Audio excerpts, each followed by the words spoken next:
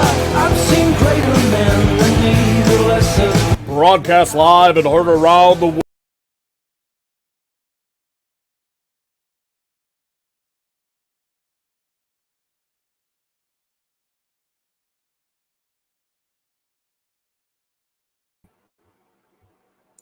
Welcome into Pros v Joe's draft coverage. Had a little technical difficulties on there on the intro.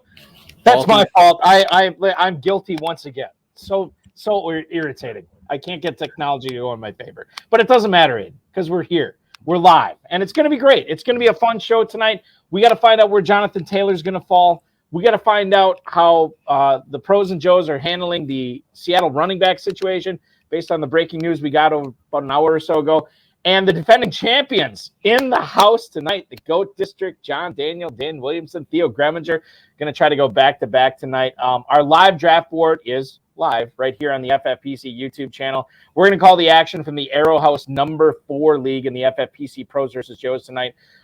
Winner of this is going to get a 2024 FFPC Main Event squad. And I want to thank Rob. Greetings and salutations to all the Balkaholics tuning in. The latest episode of High Six Fantasy Football Hour is live, and it is presented by myffpc.com.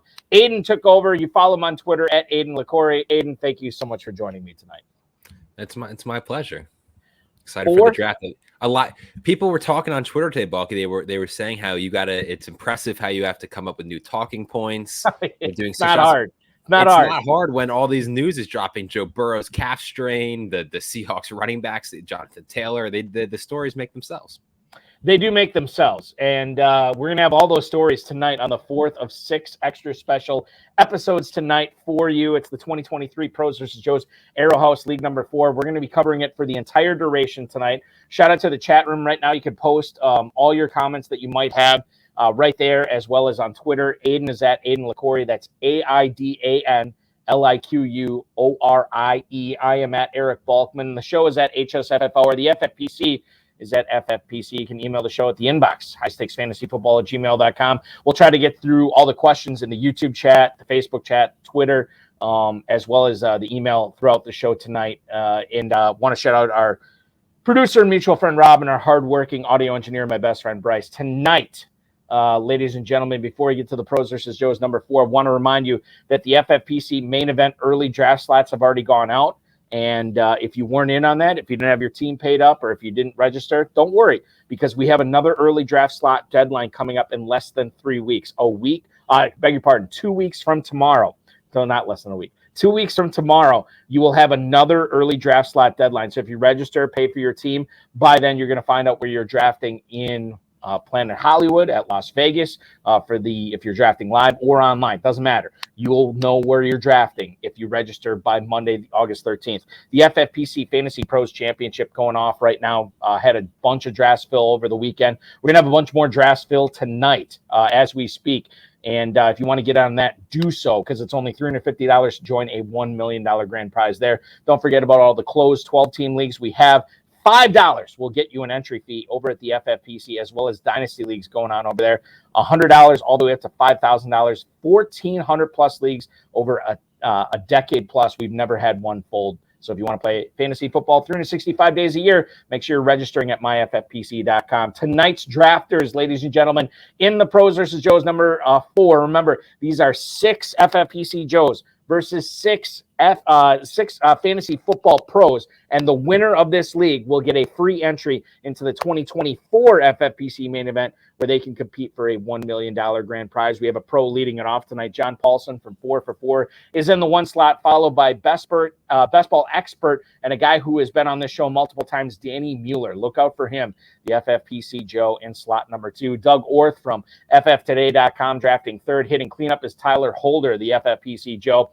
And then we're looking at Mauricio Gutierrez from EstadioFantasy.com in the 5-hole tonight. Jason Barr and Joe Jackson drafting 6. Curtis Patrick from RotoViz. Ryan McDowell from Dynasty League Football. Mashing up tonight. Not only mashing up together for drafting potentially a league winning or a league championship team, but mashing up RotoViz and Dynasty League football. We love to see it. They're drafting 7th. Gary Kerr, a guy you saw on these airwaves about a month or so ago, here is going to be drafting number 8 tonight, and he will be joining us here shortly in about 15 minutes. Dan Williamson, Theo Greminger, and John Daniel, the GOAT District trio that won the whole thing last year. No, not just their individual league. They won the whole thing last year. They are drafting 9th tonight. Gary Knight drafting 10th. Jim Coventry, our good buddy from RotoWire, is going to be joining us at the conclusion of tonight's draft to critique his team and others. And then Brian Covert, another guy who is coming up here shortly. We will have him on to talk about his Pros versus Joe's draft as well. That is the lineup, ladies and gentlemen. Let's get through the first round here, Aidan. Travis Kelce, 1 overall to John Paulsen, followed by a bunch of receivers. Justin Jefferson to Danny Miller. Cooper Kupp to Doug Orth over Jamar Chase. Jamar Chase to Tyler Holder at the 104, followed by Tyreek Hill at the 105. And then Barr and Jackson had to be loving life getting Christian McCaffrey at the 106. That started a mini running back run. Bijan Robinson to Curtis Patrick, and then Ryan McDowell, and then Austin Eckler to Gary Kerr. Rest of the round was receivers. CeeDee Lamb to Dan Williamson, and the GOAT District guys, Greminger, JD, they took CeeDee Lamb there. Amon-Ra St. Brown to Gary Knight. A.J. Brown to Jim Coventry, and wrapping things up, the Killer Clowns, Brian Covert, ends up taking Stephon Diggs at the 112. Boy, I guess, Aidan, as we look at this, a couple of things stand out, but maybe none bigger than Cooper Kupp going over Jamar Chase at the 103 tonight. What do you make of that, man? I was intrigued to see where Chase went, because like the scene in The Office where Michael Scott just like, nope, like it's a famous shift. Nope, don't like that. It's just that's how don't like that. Yeah, when Charles Minor was taken over, right? You just don't like the calf strain news. I mean, Balky, honestly, I know it sounds silly, but you might be the best judge because your quarterback nearly a decade ago experienced the same calf strain, I believe, and Rodgers tried to play through it in 2015 and he didn't look great. You guys made the NFC Championship game, I believe, but mobile. Yeah, we don't need to bring up that because that was probably the worst gut punch in recent Packers history. So thanks for bringing that up, Aidan. It's tough. I did not think I'd be walking that lonely, lonesome road again tonight with the Packers fumbling away a trip to the Super Bowl against the Seahawks in Seattle. But yeah, I appreciate that tonight. But you're right. To get back to the point, the calf strain is significant. And I think, Aidan, the other thing that you keep in mind here, too, is if this is the regular season, we'd be freaking out a lot more about the Joe Burrow calf strain than we are right now.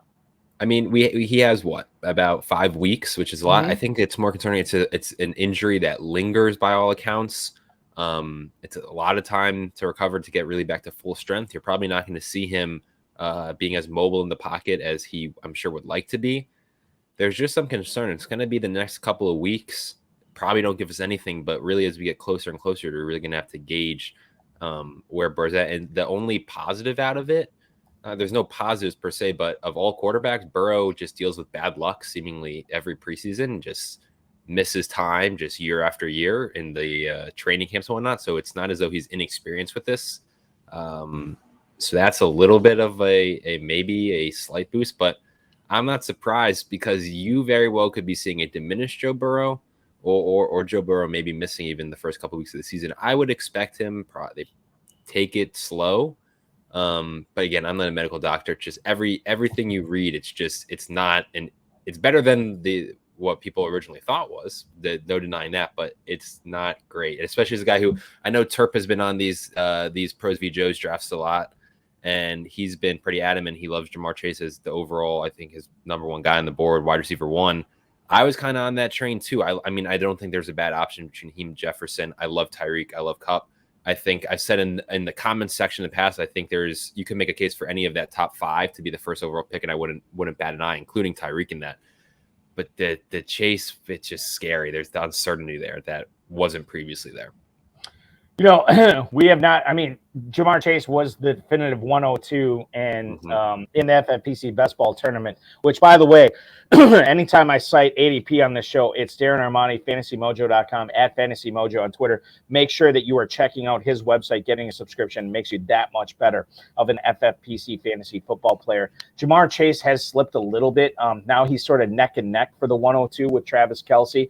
It remains to be seen how much further he falls. He hasn't fallen a whole lot based on this Burrow injury. Burrow has fallen a little bit. He is now creeping into the late 4th round as quarterback 5, distancing himself from Lamar Jackson. And I don't think he's in danger of the Herbert Fields territory yet, but maybe he will be as we get further on. T. Higgins has actually fallen a little bit tonight, and we'll get into him in a little bit. But T. Higgins has fallen to 303 on average when he was going at like the 209, 210 here. Let's get through the second round. Ladies and gentlemen, on the Pros vs. Joes number 4 draft, Nick Chubb to Brian Covert here at the 12 spot as he gets a Diggs-Chubb start. One of only 3 teams to start with a pair of receivers tonight. That's Jim Coventry from RotoWire pairing Garrett Wilson and his ankle injury with A.J. Brown at the 11 hole tonight. Saquon Barkley goes to the 203 to Gary Knight. Mark Andrews, the second tight end off the board to the GOAT District. Devontae Adams right after that to Gary Kerr to go with his Austin Eckler. The only team to go running back. Running back tonight is Curtis Patrick from RotoViz and, of course, Ryan McDowell from Dynasty League Football. Bijan Robinson in the first round, Derrick Henry in the second round. So sort of opposite ends of the Dynasty Fantasy Football running back spectrum there with Robinson and Henry. Waddle to Jason Barr and Joe Jackson at the 207 tonight. Tony Pollard to Mauricio Gutierrez from Estadio Fantasy. Devontae Smith after that to Tyler Holder. Jonathan Taylor falls to the 210 tonight. To Doug Orth from FFToday. Chris Olave pairs nicely with Justin Jefferson to Danny Miller in the 2 hole. And then, of course, that Chiefs stack rearing its ugly head tonight. John Paulsen gets Kelsey and Mahomes with his top 2 picks. Let's get into the YouTube chat here.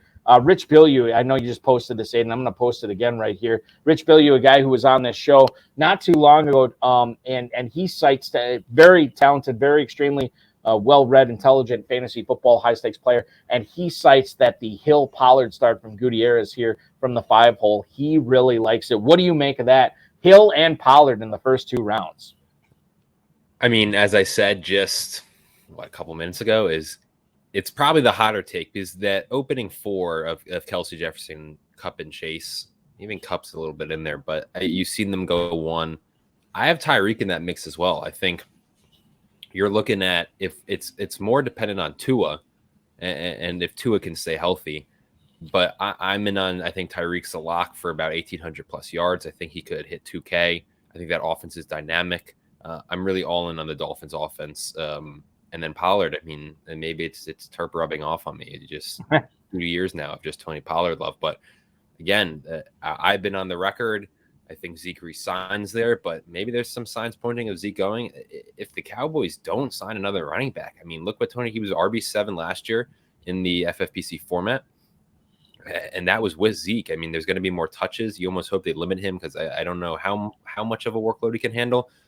But yeah, that is a great 1-2 start. I mean, I think you're getting genuinely a player who I would consider at 1, and then you're getting a guy who I think has a legitimate chance to be a top 3 running back. Aidan, not concerned about the Wilson ankle injury here for Jim Coventry at the 202, getting him to go along with A.J. Brown? It's all about gauging it. I mean, the reports aren't that it's not crazy serious. I think you just kind of have to take the risk. I mean, we saw what Garrett Wilson did with non-Zach Wilson quarterbacks last year, and even at times with Zach Wilson. Now he's getting Aaron Rodgers. I mean, Balk, if I wanted to, I could make this stream. I could just base every take of mine on the training camp videos that are released by teams. And Garrett Wilson's one of the top ones because the Rodgers to Wilson connection looks outstanding when Wilson's been practicing. So just basing it on training camp videos, which us fantasy players love to do, phenomenal. I love the Garrett Wilson pick by that regard. Saquon Barkley goes at the 203 tonight. Now, over the course of the last, I don't know, about a week or so, right around there, basically ever since Barkley signed on for his new deal this year, he's risen a little bit. This is right at his ADP tonight. How do you view Saquon Barkley right now, man? Given that, hey, maybe if he has a soft tissue injury early on in the season, he's not going to fight through it. I feel like it was kind of a welcome to the fantasy world moment. I guess I've done enough of these streams and spouted enough Clyde Edwards-Helaire nonsense where the Fantasy Receipts Twitter account followed me. And he would have had some golden content because I think the last time I was on the FFPC YouTube, I was talking about how I'm confident Saquon's missing games. And I kid you not, the next day he signs the contract. I was just like, well, that looks like a bad look. So that's why if we talk about Jonathan Taylor, which I'm sure we will, I have no interest on making any take related to that. I mean, Saquon, I think it's again, it's right as ADP. I understand it. I do have concerns because it's just, again, the last image you have down the stretch of last season, he did slow down. I know he was healthy last year, and there is an argument to be made. A lot of the injuries he suffered were, you could call them a little bit fluky, right? He steps on one of his players, he like lands funny on one of his teammates' foot, and that leads to a high ankle sprain, right? And he gets twisted up. But I agree with you. I think the contract situation, it went from being incredibly unhappy and talking to Holding Howe to signing that 1-year deal, which is a little odd. I'm out on Saquon even before all the contract shenanigans. So I don't mind the pick, but it's just you're asking the wrong guy as someone who isn't fully in on him for a variety of reasons. Looking at you're jumping in and out. I was just gonna go. It's my fault. It's user. I think I got it fixed now. My apologies. Go ahead. You're all good. I'm just gonna go off and recite that third round in bulky fashion. Well, let me do it in bulky fashion right now because the Please 301 ends up being Jahmyr Gibbs here tonight with John Paulsen drafting his first running back there. Jalen Hurts as the second quarterback off the board to Danny Mueller getting no stack there, and actually John Terry citing that the unstacked quarterbacks are moving up. Yeah. Jalen Hurts to Danny Miller, Ramondre Stevenson off the board to Doug Orth as his second running back. TJ Hawkinson, third tight end off the board to Tyler Holder, the FFPC Joe, hitting cleanup tonight in that 4 spot. DK Metcalf joins Tyreek Hill and Tony Pollard for Mauricio Gutierrez Estadio fantasy team. Josh Allen, third quarterback to Jason Barr. T. Higgins falls tonight to the 307 to Patrick and McDowell. They got to be loving that. To get him as their number one receiver there. Lamar Jackson to Gary Kirk, Keenan Allen, and Deebo Samuel. Back-to-back receivers here to the GOAT District and Gary Knight. Travis Etienne, Terps guy, 311 tonight to Jim Coventry, followed by Calvin Ridley, Etienne's real-life teammate at the 312. That is your third round, ladies and gentlemen, and I'm telling you this right now.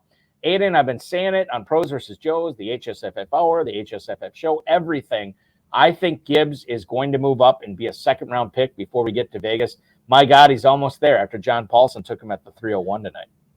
I mean, it's also just he's going to get pushed up, I think, in that 2-3 turn because a lot of those guys are going to be wanting to get your guy territory. We always talk about it. Sometimes the reach is okay, right? He's not coming back more than likely. So I agree. I mean, we've talked about it extensively. I think we had on one of our best ball live draft coverages with Theo Greminger, we talked about how that Thursday game, like I can't wait to see how the ADP is impacted. If if he stinks, two, more than likely if he has a big game in a high scoring affair against Kansas City. But no, I think he hits the 210, 211 and can move up. I mean, all reports are he looks great. They're using him in every which way. It's a fantastic spot. I mean, talk about even more positives. I don't know if you saw the video of they released like an hour and a half of draft room footage during the night of the draft. They were fully intending on taking Gibbs at 6 over Bijan. Like the love for this guy is, you almost need to start with. I know Bijan obviously in college was a generational back, but I mean, let's just say the Lions stayed at 6 and took Gibbs over Bijan. Imagine how much higher I think Gibbs would be going just on that alone, let alone 12th where he went. So yeah, that was a long answer to yes, he's going to hit mid-second to late second, I think, in the next couple of weeks. And so like maybe it wasn't even saying anything that I think Gibbs is going to move up because we're already seeing it, so significantly, and that's fine. Like we'll see how crazy it gets when we get to Planet Hollywood, which is oh my goodness, but 5 weeks away, roughly somewhere around there. And if you're still thinking about coming, you haven't booked your flight yet. You haven't booked your room yet, especially with your room. Make sure you're emailing Greg Sidoris, our FFPC casino host. Just simply Greg at myffpc.com, GREG, myffpc.com. That is where you can reach him, and he'll hook you up. He'll let you know exactly, what you're looking at as far as room rates and everything, so you're getting the best possible deal. You can also check out in the FFPC mailer that has been going out via email the last, couple of weeks. We got a little banner in the bottom. You can just click on that, and you can book your room right through there as well for another great deal. So make sure you're doing that. Okay, I was looking for the total because we just had Rich Billiou chime in that that it's going to be a shootout on Thursday night, and I'm kind of with him. The only caution I would have is that oftentimes I thought it was going to be a shootout before, and it ended up being low scoring. Last year. The total is 53.5 right now. 53.5. Chiefs are a 6.5 point favorite. That's what we're looking at as far as that game goes, and it's a free look for all the fantasy pros, all the FFPC main event players as well. I thought Calvin Ridley was going too high prior to this, and then I see him tonight at the 312 to Brian Covert, and we'll talk with Brian about that in just a little bit. But the Calvin Ridley pick, I guess maybe I'm just a little skittish on him, Aidan, but the guy who has he's missed so much time over the last year and a half, and I already wasn't comfortable with him in the 4th round. He's an easy fade for me in the 3rd round. I'm not going to go after him. Where do you stand on Calvin Ridley when you have a guy like the killer clowns here, Brian Covert, taking Calvin Ridley as his number 2 receiver at the 312? Are you on board with that pick there? First off, my favorite thing in this draft is that everyone has their name, and then Team 12 is just killer clowns. I mean, killer clowns. Yeah. That's just great marketing by them, that differentiating themselves. But part of me feels as though it might be a weird hot take skewed by a couple of just moments that stick out, where it's just sometimes just like Ridley before the suspension was beat up.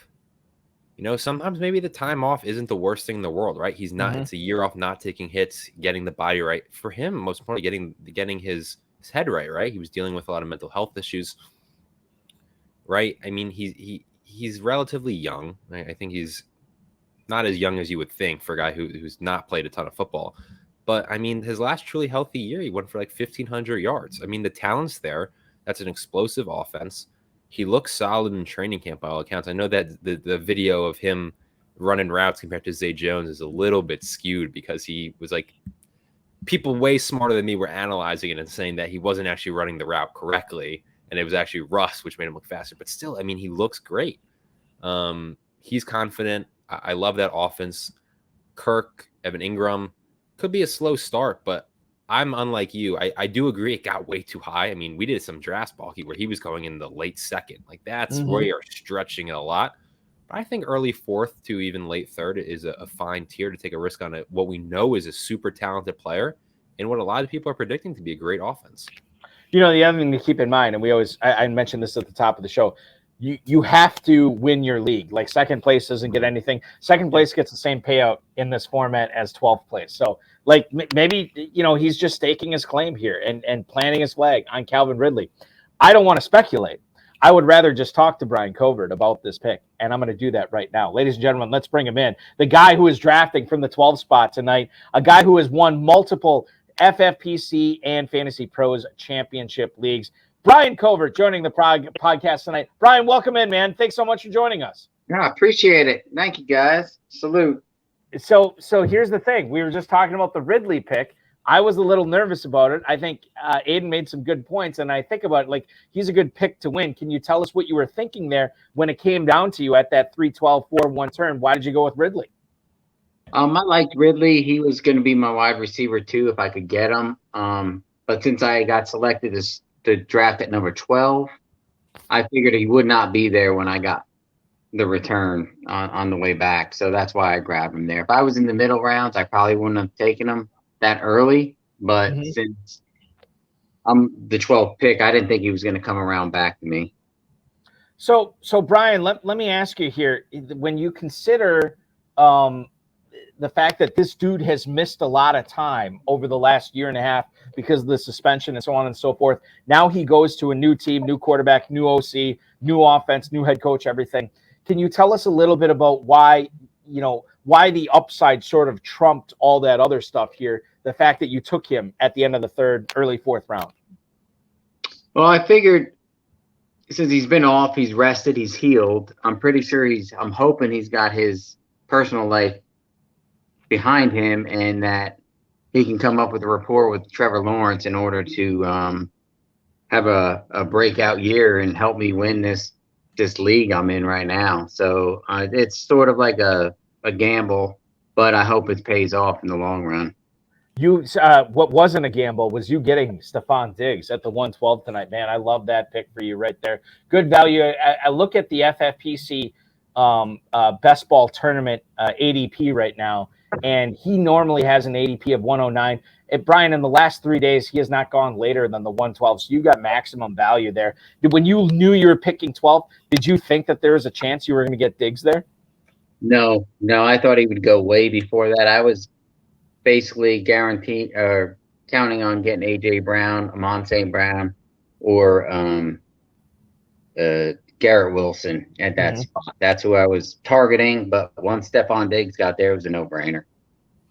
You know, oftentimes when we watch and consume media about the best running backs in the NFL, from a non-fantasy standpoint, the guy that always comes up over and over again, at least for me, has been Nick Chubb. And he goes at the 201 tonight. Now, he's not exactly been a prolific pass catcher over his career, but I think he's working his way towards it. And I know we've gotten some reports that he's worked on it quite a bit this offseason, that he's actually going to be in a good spot to catch some passes there. And by the way, no Dearness Johnson, no Kareem Hunt there anymore. So you have Nick Chubb here that you get at the 201. I got to feel like when you were looking at this spot from before the draft started, Brian, at the 12, you're like, okay, well, I'm probably not, like eliminating players like Diggs won't be there, Chubb won't be there. You actually got both of those guys there.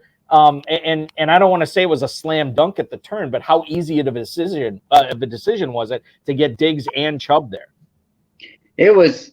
Chubb was my number one because I knew I wasn't getting McCaffrey. I knew I wasn't getting Bijan. So it was kind of between him and Saquon, but Nick Chubb was my number.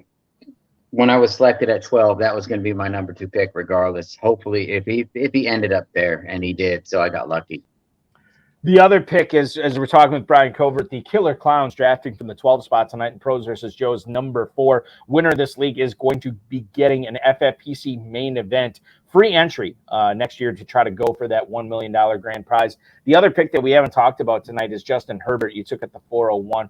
Now, at that point, there were 4 quarterbacks off the board. Can you tell me a little bit about what you were thinking about the quarterback position prior to the draft, and then how those thoughts changed or maybe didn't change when you got to that 3-4 turn, seeing that there's already 4 quarterbacks off the board and believing like, you know what, maybe this is the right time to get one here? Yeah, usually I don't pick a quarterback this early, but due to, the quarterback being so valuable this year with touchdowns, I know he doesn't rush as much, but he does pass, and he has a very good history of 4,000 yards and double-digit touchdowns easily. I just figured he wouldn't be there on the turn, so that's why I grabbed him. I wanted to try to get an elite quarterback for the first time. Usually I wait till rounds 12, 11 to get my quarterback, but I wanted to try to get an elite quarterback right away. That could be quarterback 1 by the end of the season. Brian, you're coming up on your pick here. I would love to have you make those 2 picks on the air at the 5, 12, 6-1. The last question I'll ask you before that, when people are drafting, and I don't think this matters if it's best ball or, a managed league, when you're drafting on the turn, how important is balance? In other words, you could have went receiver, receiver, receiver to start your draft. You could have went running back, running back, running back to start your draft. But you've kind of like peppered it around as far as positions go. Wide receiver, running back, wide receiver, now quarterback. How important is it to be flexible at all those positions as you matriculate your way through this Pros versus Joe's draft? Well, in my first 6 rounds, I prefer to try to have a balanced lineup with 2 running backs, 2 wide receivers, a tight end, and a quarterback. That's how I go for all my drafts. So that's what I'm trying to do in this best ball draft right here. All right, so Brian's on the clock right now. You just heard what he said. Now he already has 2 receivers. He's got 1 running back. He's got a quarterback. Does not have a tight end yet. We have 7 tight ends off the board. We have 18 running backs off the board. You got about 30 seconds on the clock here, Brian. What are you thinking? Are you going to go running back, tight end here? Yeah, I was actually thinking that. I'm going to go it's a tough one. I know it's tight end premium. Mm-hmm. So I don't like any of those. So I waited too long. So I'm going to take a gamble again and go with Madison. Madison. Okay, here we go. And then I have a couple ideas for late round tight end. So I'm probably going to go.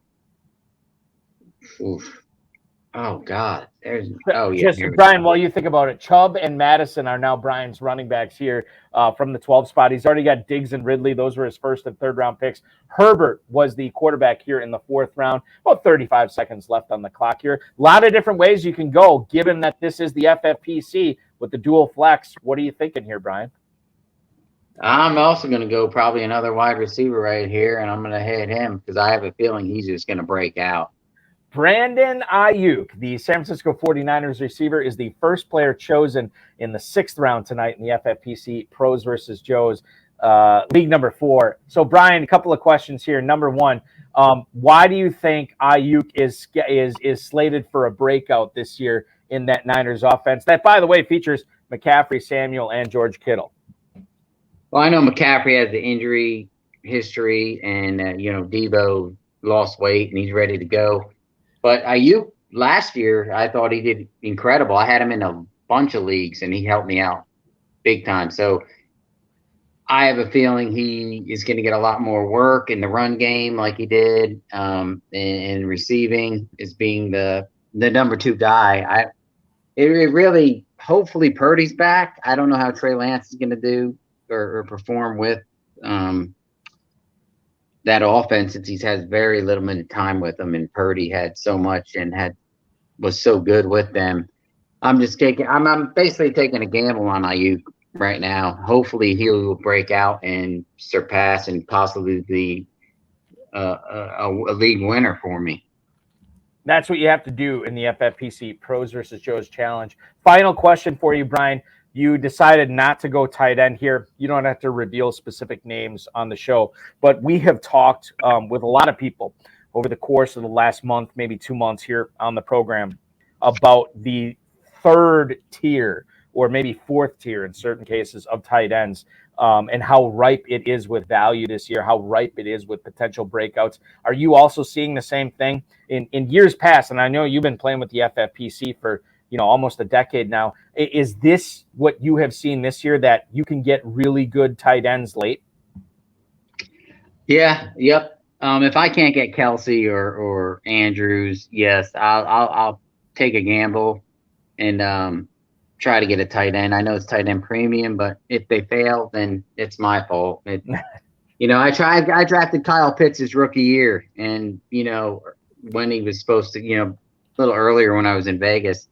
And, he didn't do me so good. So it's just a gamble. I mean, you got to zig when other people zag and hope, your late round tight end comes through for you and gets you the points you need. The multi-time FFPC Fantasy Pros Championship League winner, Brian Covert, joining us tonight. He's drafting from the 12 spot here. Brian, not only good luck is what Aidan and I are going to wish you for this draft, but good luck winning that $1 million in the FFPC. All right, I'll see you in Vegas, September. Got it. Absolutely, Brian. It's a date. We will see you then. Thanks for joining us, dude. Right. Appreciate it. You got it. Brian Covert, ladies and gentlemen, drafting from the 12 spot. The Killer Clowns squad, drafting 3 receivers here in the first 6 rounds, as well as a pair of running backs, Justin Herbert as his quarterback. And Aidan, I think as we look at Brian's team here, he kind of made it seem like, I'm leaning towards running back tight end. But when he looked at it and like, oh my goodness, I can get a breakout receiver here. There are tight ends that I like deeper. Are there tight ends that you think that can be gotten late in FFPC drafts this year that we really weren't seeing in years previous, where you had to gobble them up early? Otherwise, you were kind of SOL. Yeah, you want Kelsey, Andrews. I'm on Hawkinson still. I mean, I think what we saw this, I do think that transfers over. I think the rest of that 2nd tier is concerning. But I've been saying there's always that tight end. Balky, you and me are repeating ourselves because I remember the exact same conversation we've had. But there's a tight end that always comes out of nowhere every year who's top 5. Yep. But there's a lot of juicy names in those mid rounds. I've been very high on Greg Dulcich. I love what I saw last year. I mean, I'm just banking on the Broncos offense improving. That's just one name, but it seems it runs the gamut of players who are just everyone who comes on your shows. Like everyone has a different opinion. Everyone has their own name for those mid-round tight ends, so they're just on. I mean, and some of them, it's even like the 18th, 19th. They're like, these guys free, and I think he has a chance at top 10 tight end finish. I know I've said it once, but Bradley Stalder with Hunter Henry. There's so many instances of that where I just find as though, yes, there it is a very intriguing spot where you can maybe, if you're not getting one of those top 3 for me, I like some of those names in the mid rounds, but I think you're fine waiting, which it hasn't been like that in the past. Let's talk about the 6th round because there's some interesting picks here. We already talked about the Ayuk pick at the 601, which Brian Colbert made on the air. Chris Godwin was the 4th receiver added to Jim Coventry's squad at the 602 tonight. Deshaun Watson, the 9th quarterback selected. Gary Knight gets him there at the 603. Christian Kirk off the board to Dan Williamson. I still remain Team Kirk this year over Team Ridley. However, as we just heard from Brian, in this format where second place doesn't get anything, I might be more inclined to go with Calvin Ridley over Christian Kirk. Deontay Johnson, the 3rd receiver drafted by Gary Kerr. Evan Engram, back-to-back Jaguars for Patrick and McDowell from RotoViz and DLF. They go with Lawrence in the 5th, Engram in the 6th. Kenneth Walker falls to the 607 tonight to Barr and Jackson. Geno Smith, his real-life teammate, going to Mauricio Gutierrez. And then you're looking at Marquise Brown as the 3rd receiver drafted by Tyler Holder, the FFPC Joe. Damian Pierce and J.K. Dobbins, a pair of running backs off that to Orth, off the board to Orth and Mueller. And Tyler Lockett, the 3rd, beg your pardon. Nope, that's right. The 3rd Seattle Seahawk drafted in the 6th round tonight. He is the 1st wide receiver drafted by John Paulsen. Couple of things to unpack here. You said that Geno Smith pick way too casually, as though that was just like a normal occurrence. Well, here's the issue, because I don't want to talk about him right away. We're going to talk about him, maybe. Please. But I want to talk about the Kenneth Walker pick right before it, because Walker has an ADP of 502 coming into this. Then we get the news today about not only him, but Zach Charbonnet, who are both dinged up in the Seattle backfield. Does Walker's injury and the news we know about it, does that warrant a 1.5 round drop in the FFPC Pros versus Joes? We are trying to catch lightning in a bottle. I don't think it does. I like what Barr and Jackson did here. I like the Kenneth Walker pick at 607. I'm sure there's a bunch of breaking news going on about Jonathan Taylor, so I'm checking on that. But in a running back conversation, and as a long-winded way to answer Kenneth Walker, I was intrigued to see where Jonathan Taylor's ADP went. Didn't drop that considerably. Ramondre, with all the reports of the Patriots working at backs, I think someone said it in the chat, he's still hanging in that early 3rd. So I was expecting them to have bigger drops, and they didn't. Yet Kenneth Walker, as you said, a round drop. Breece Hall, we didn't talk about him at the 407 with essentially. So I've seen a couple of things as, maybe Dalvin is using this as leverage for Miami, but by all accounts, it seems as though he's a New York Jet. Breece Hall's having a massive drop. Kenneth Walker does. Walker's thing, it was weird because it's a little bit of a contradicting statements where Pete Carroll threw in that he might be out for a while, yet everything leading up to that, if you read the whole excerpt, was, it's just a minor groin injury. It's never great, but I think that's good value on Kenneth Walker because the Charbonnet out indefinitely, shoulder injury, not good. Don't like that.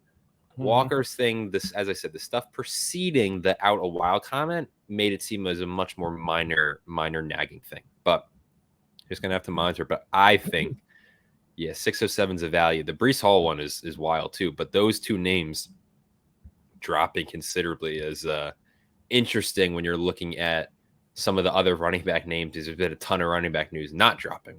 So that's my long-winded running backs like soliloquy on Kenneth Walker and the rest of the state of the running backs.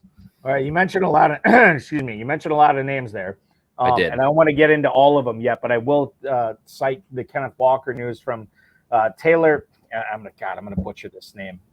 Taylor Biscotti, or I hesitate to say Biscotti because I'm sure that's what everybody calls Taylor. They call her Taylor Biscotti, but it might be Biscotti. I apologize, Taylor. I'm butchering your name live on the air. She works for the NFL Network, and she had this report that Pete Carroll made it sound like Kenneth Walker could actually be sidelined for a decent amount of time.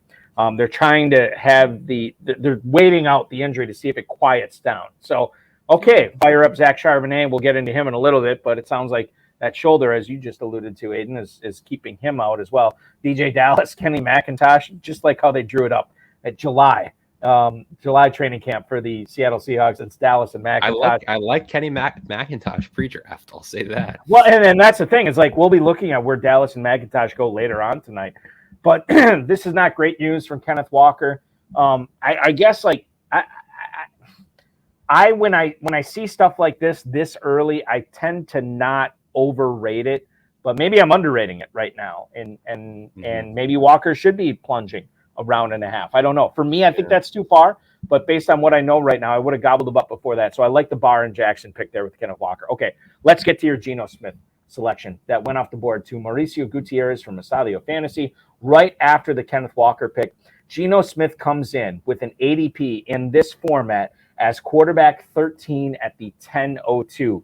He goes tonight about 3.5 rounds earlier as Mauricio Gutierrez's first quarterback. He pairs him up with DK Metcalf, so he has a stack there. But man, I'll tell you what, like I would be if stacking's the name of the game, I would have been fine waiting and drafting Tua Tagovailoa as my second quarterback to pair with Tyreek Hill. I would have been fine waiting even longer and getting Jordan Love to pair with Christian Watson as my second quarterback. Like I think there was more value in that. I think as far as the 6-round picks go, you're right. This is the big shocker, head scratcher to me. Mauricio knows way more than me. I just come on these shows and talk about Clyde. But this is that said, tell us how you really feel. Even if you're reaching on Geno, no one's taking him between your next pick, draft Lockett or Jackson Smith and Jigba, and then you would have DK Smith and Jigba or Lockett, and then Geno, you could take him in the 7th. I don't understand the rationale. As you said, I've been very open. It was in my Tyreek conversation earlier. I think Tua and Tyreek is the best. It's an unbelievable value stack. So I would have been hunting that and reaching on Tua. I would be comfortable with. But the Geno, if you're gonna do it, just draft Lockett or Smith and Jigba before Geno. It's just I can't wrap my head around it. I just think it's an awful pick, to be frank. The other pick that I thought was interesting here, Danny Mueller, again, a guy who has won. I mean, literally, I don't think I'm joking when I say this. He's probably won hundreds of FFPC best ball leagues over the years. So this is his Zen moment, right? This is his happy space. And he ends up getting J.K. Dobbins at the 6-11 tonight. That's nearly a round's worth of value where he is typically going in the FFPC best ball tournament as his second running back too, which is even better because now you can go with him and Mixon as the 14th and 22nd running backs drafted tonight as your starting backfield because you already have Jefferson, Olave, Judy, JSN, and oh, by the way, some guy named Jalen Hurts as your quarterback. I think this is the mark. This is the mark of like a really talented team here that Danny Miller's putting together, and we're only about a third of the way into it. I love the Dobbins pick. I know there's a lot of unknowns right now with what's going on with Dobbins and the Ravens, but again, when you get this kind of value, just take it. I said this before, Aidan, and it might have been with you, like the Billy Bean Moneyball Brad Pitt scene where like somebody bunts and just gives you the out, just pick it up and throw them out and say thank you. Just take the value. And that's what Danny Mueller did there with J.K. Dobbins. Yeah, I posted in the chat that these people are talking about it. Don't want to discuss them, but briefly, Jerry Judy's range in this format, Pro Joe's, is funny. Just the 301 to the 505. He's just all over the place. It goes. That's a great value pick. Dobbins, as you said, you take the value. I think that offense should be improved with Todd Monken. I think Dobbins, he's years removed. Although, seeing that in the news today that J.K. Dobbins got his knee scope because he had a dream that he should get it and texted the team doctor at 3 a.m. that, yeah, let's go for it. Maybe not the best way to attack your knee problems, but yeah, I agree with you at the value. I mean, there's some impressive value picks here that was not necessarily anticipating. We talked about Walker, which is relying on health, and Dobbins is, and it's kind of the same. But there's just some names where it's you're getting some guys really late who could really pan out. Yeah, I'm sure we deal with this. We deal with this every year because those training camp storylines, injury concerns, holdouts, it deflates people's ADPs and people get vets. I mean, look at this. Some people are going to be looking back on it in that little 2 or 3 day window, right? Where Saquon was falling to the early third, mid third, we even saw sometimes, which was a drastic fall. And it wasn't as common, but those guys are feeling fantastic. And then just a couple days later, he signs and he's back into the early second. So I agree with you. You take the value. This is at the 6-11 for J.K. Dobbins. It's well worth any risk that may be associated with them. Let's go back out to our a live look in here from the war room, one of these contestants here, one of these drafters, and they are coming up here, picking at the 8:07 shortly. We're going to go to one half of the Jason Barr, Joe Jackson team right now. I want to go out to them right now as they are in the hole, not on deck yet, in the hole. Please welcome onto the program, shoeless or not, Joe Jackson. I don't know. Joe, welcome into the program, man. Yeah, thanks for having us tonight. It's a pleasure to have you, dude. We're going to get to your 8:07 pick here, but how much were you loving life when you saw McCaffrey was still out there at the 106 for you? We were a little confused, you know. We weren't so sure that this was the right year, but we were pleased with it, and we just, you know, we're typically not, we're a pretty low T room in here, but you know, right now we're just rolling heavy with those RBs. We're pretty pleased with what we've got. Yeah, and I got to tell you too, like we were talking about the Breece Hall tumble. You guys get him at the 4:07 tonight. Did you envision him drafting him in the mid-4th, or was this a guy that you considered at all? And number two, I guess you're maybe not as concerned about him coming off that ACL and the potential of Dalvin Cook going there because you guys struck hot on some value there in the mid-4th. I mean, with something like this, when we're going up against a bunch of sharks. You just got to swing for the fences, you know, and the way it's set up, you know, if you're not first, you're last. You know, we're Ricky Bobby all the way. I love it. You guys are coming up on deck right now. Talk to us a little bit about the Kenneth Walker pick. I said I love the pick. I think that I don't want to overrate the injury right now. So for you guys, and I think this fits into with the mentality of your team, this is go first or you know, we don't care. Because you get Walker here as your third running back in the mid-6th. Again, this is some value falling to you, and you guys took advantage. Yeah. I mean, honestly, we almost came to blows the round before when it came to Hopkins versus Walker. And then so we were about as pleased as you could be that he's there waiting for us the next round. And so, I mean, but we, you know, basically we've got a war room over here of guys that don't agree with each other, and that's what's worked for us. All right. So this is perfect, Joe. Because now we have a live look into the war room right now. You guys are on the clock here in the mid-8th. You have 3 running backs. You got the 2 receivers. You got your stud quarterback. Pat Freiermuth went off the board the last round. Take us into the minds of what's going on there right now. Who's the pick going to be in the 8th? I mean, we're going to have a hard time going anything running back anymore, and we feel good about that. I mean, again, I think we're just leading to a lot of value right now. I mean, as much as we weren't really thinking of it, you know, we're maybe looking at a Milo stack, a Tanny stack if we have to. Yeah, hit it. Yeah, and so that's what we're going to roll with. And so, Traylon Burks, baby. Yeah. I love it. Okay, so now here's the thing. Is you had the opportunity to draft one piece. The Titans fans rejoicing here behind Joe Jackson tonight. They're just loving life. DeAndre Hopkins and Traylon Burks on the same squad. Obviously, you can get Ryan Tannehill later on in the draft. So this is exciting. When you talk about Hopkins versus Walker, was there any talk of like maybe after you got Hopkins to get Burks later, or was this just a case of taking what the draft again is giving to you? You know, it's one of those that really we were hoping to pull Gabe Davis in with us for Josh Allen, and when that kind of fell away, you know, you got to start to pivot. You know, you can't just, you know, decide that you're sticking with your game plan even though it's trash at that point. I mean, we kind of mocked through a few things, and never were we getting Josh Allen, and definitely not CMC. And so we just had to kind of play on the cuff and on the fly. And again, if it gives it to us, it does. If we look like fools, you know, 4 months from now, that's okay. Nobody's going to remember that. But if we won, you know, we feel good about it. And so who is the mastermind? Is that a Josh Allen jersey behind you? It is a Josh Allen jersey. Okay. Yeah. You know, I don't know which way he is. Yeah, there he is. Right there. All right. So who is this, Joe? Who are we talking to? This is my son, you know. His name's Ollie, and so welcome in. So how's it been? How exciting has it been for the draft tonight for your dad? It's been good. Did you tell him, like, look, Dad, I don't care who you draft as long as we get Josh Allen tonight? Or did you? I don't even know. Maybe you put the Josh Allen jersey on after your dad chose him. How did that go tonight? Yeah, so we couldn't find it, and then my mom finally found it, so now we have it here. Perfect. So, she's the real MVP.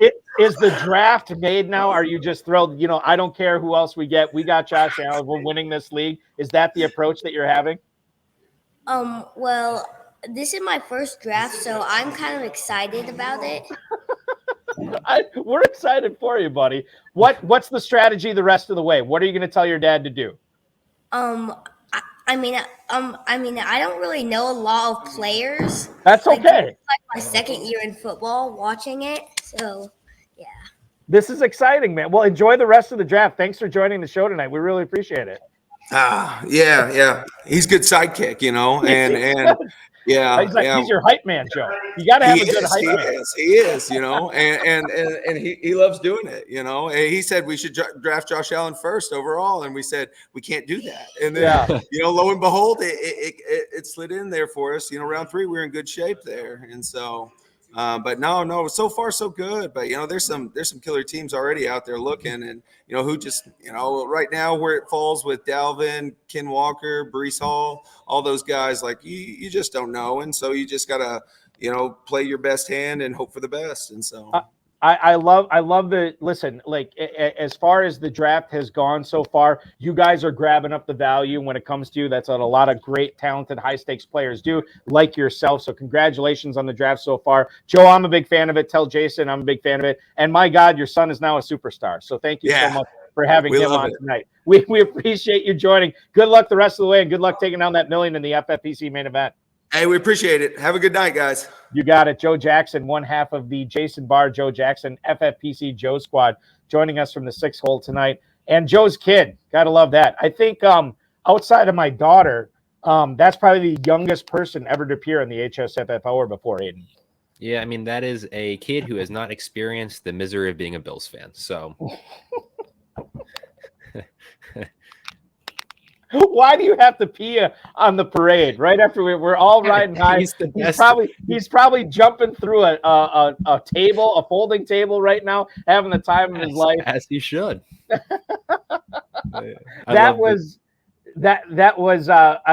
are through the 7th. No, we're begging pardon. We're through the 8th round here. Let's get you caught up on the 8th round here. On the FFPC Pros versus Joes, league number 4 tonight. Jahan Dotson was the first pick at the 801 to Brian Covert, the Killer Clowns, his number 4 wide receiver. The number 3 running back drafted by Jim Coventry is James Cook out of Buffalo. Javonte Williams, the number 3 running back drafted by Gary Knight. Jordan Addison off the board as the number 5 receiver to the GOAT district here. The defending champs, by the way, taking the 39th receiver off the board. That was Addison. Elijah Moore to Gary Kerr right after that, followed by another couple of receivers, Brandon Cooks to Patrick McDowell. Obviously, Burks to Barr and Jackson. Alvin Kamara coming off the board tonight, running back 30 at the 808, number 3 running back drafted by Estadio Fantasies, Mauricio Gutierrez. Quentin Johnston off the board, the rookie receiver, out of the Chargers. He goes off the board as the wide receiver 43 tonight. Kirk Cousins is going to be the number 1 quarterback for Doug Orth for FFToday. And then a pair of receivers after that, Kadarius Toney and Michael Thomas. A pair of injury-riddled receivers over the course of their careers. Toney to Mueller and then Michael Thomas to Paulsen. All right, we're through 8 rounds. Jahan Dotson, let's kick it off with him because he is one of the players on this show that does not get enough run. And Aidan, I got to ask you, Jahan Dotson, 802, normally wide receiver 38, normally. He's wide receiver 38 at the 801 tonight, right on par with where he normally goes. Yet I can't just eliminate the players, the exciting players that went after him. Moore, Addison, Cooks, Quentin Johnston, Toney, even Michael Thomas to a certain regard. All these players, I feel like we've talked about, we've read about, we've wrote about more than Jahan Dotson here, and yet Dotson goes in front of all of them. Are we kind of underrating Dotson right now? Maybe not, because the FFPC players would say he went right on brand tonight. It's the word is not underrated. It's just we're not talking enough. He's been going about it, but at some point you have to realize, I mean, this was a guy who went, I believe, 16th or 17th overall in last year's draft. Had a pretty solid rookie season. I think the concern for me, and I've been pretty open, is I'm not a believer in Sam Howell. I do think he was a 5th round pick for a reason. I know they're going for it. I do think the Commanders are probably going to be bad. I think Ron Rivera is probably a lame duck head coach. So all those factors are more concerning to me.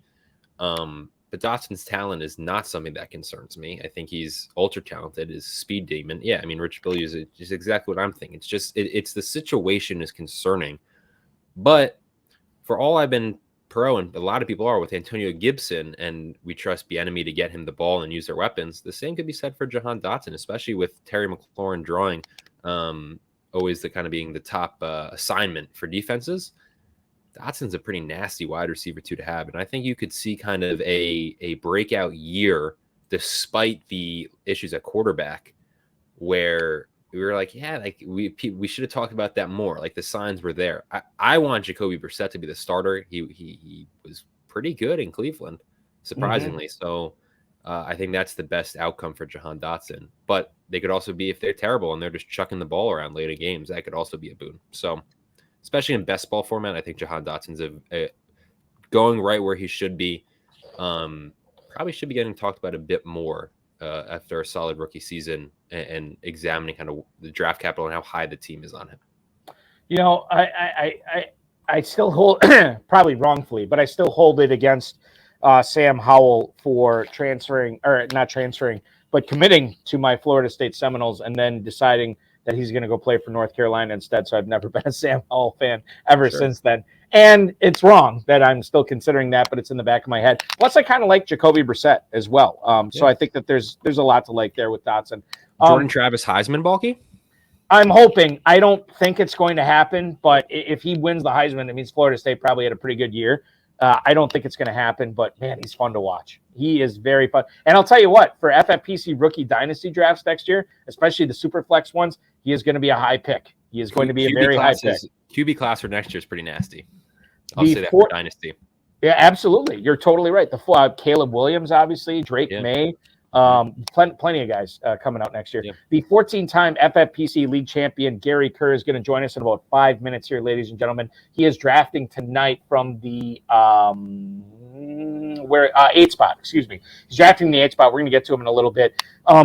Before we do, James Cook went tonight, Aidan, at the 8:02. Dalvin Cook went at the 9:02 to Danny Mueller. Right before this, as I checked the Mojo on him, Dalvin Cook was actually still going ahead of James Cook, although it was razor thin. Dalvin Cook had an ADP of 711. James Cook had an ADP of the 801. So are you good with James Cook going first tonight? And what do you make of Dalvin Cook falling? Is this a commentary on him being in a shared backfield potentially with Breece Hall? Should he be falling more, or is this the right spot? So a lot of questions there. I'll let you weigh in on them. I think us as fantasy players, the assumption was just Dalvin's going to be a Dolphin, and that backfield, as much as we like A-Chain, is just kind of you assume that Dalvin would kind of maintain a very solid workload. Probably not going to happen in New York. That is a running back by committee.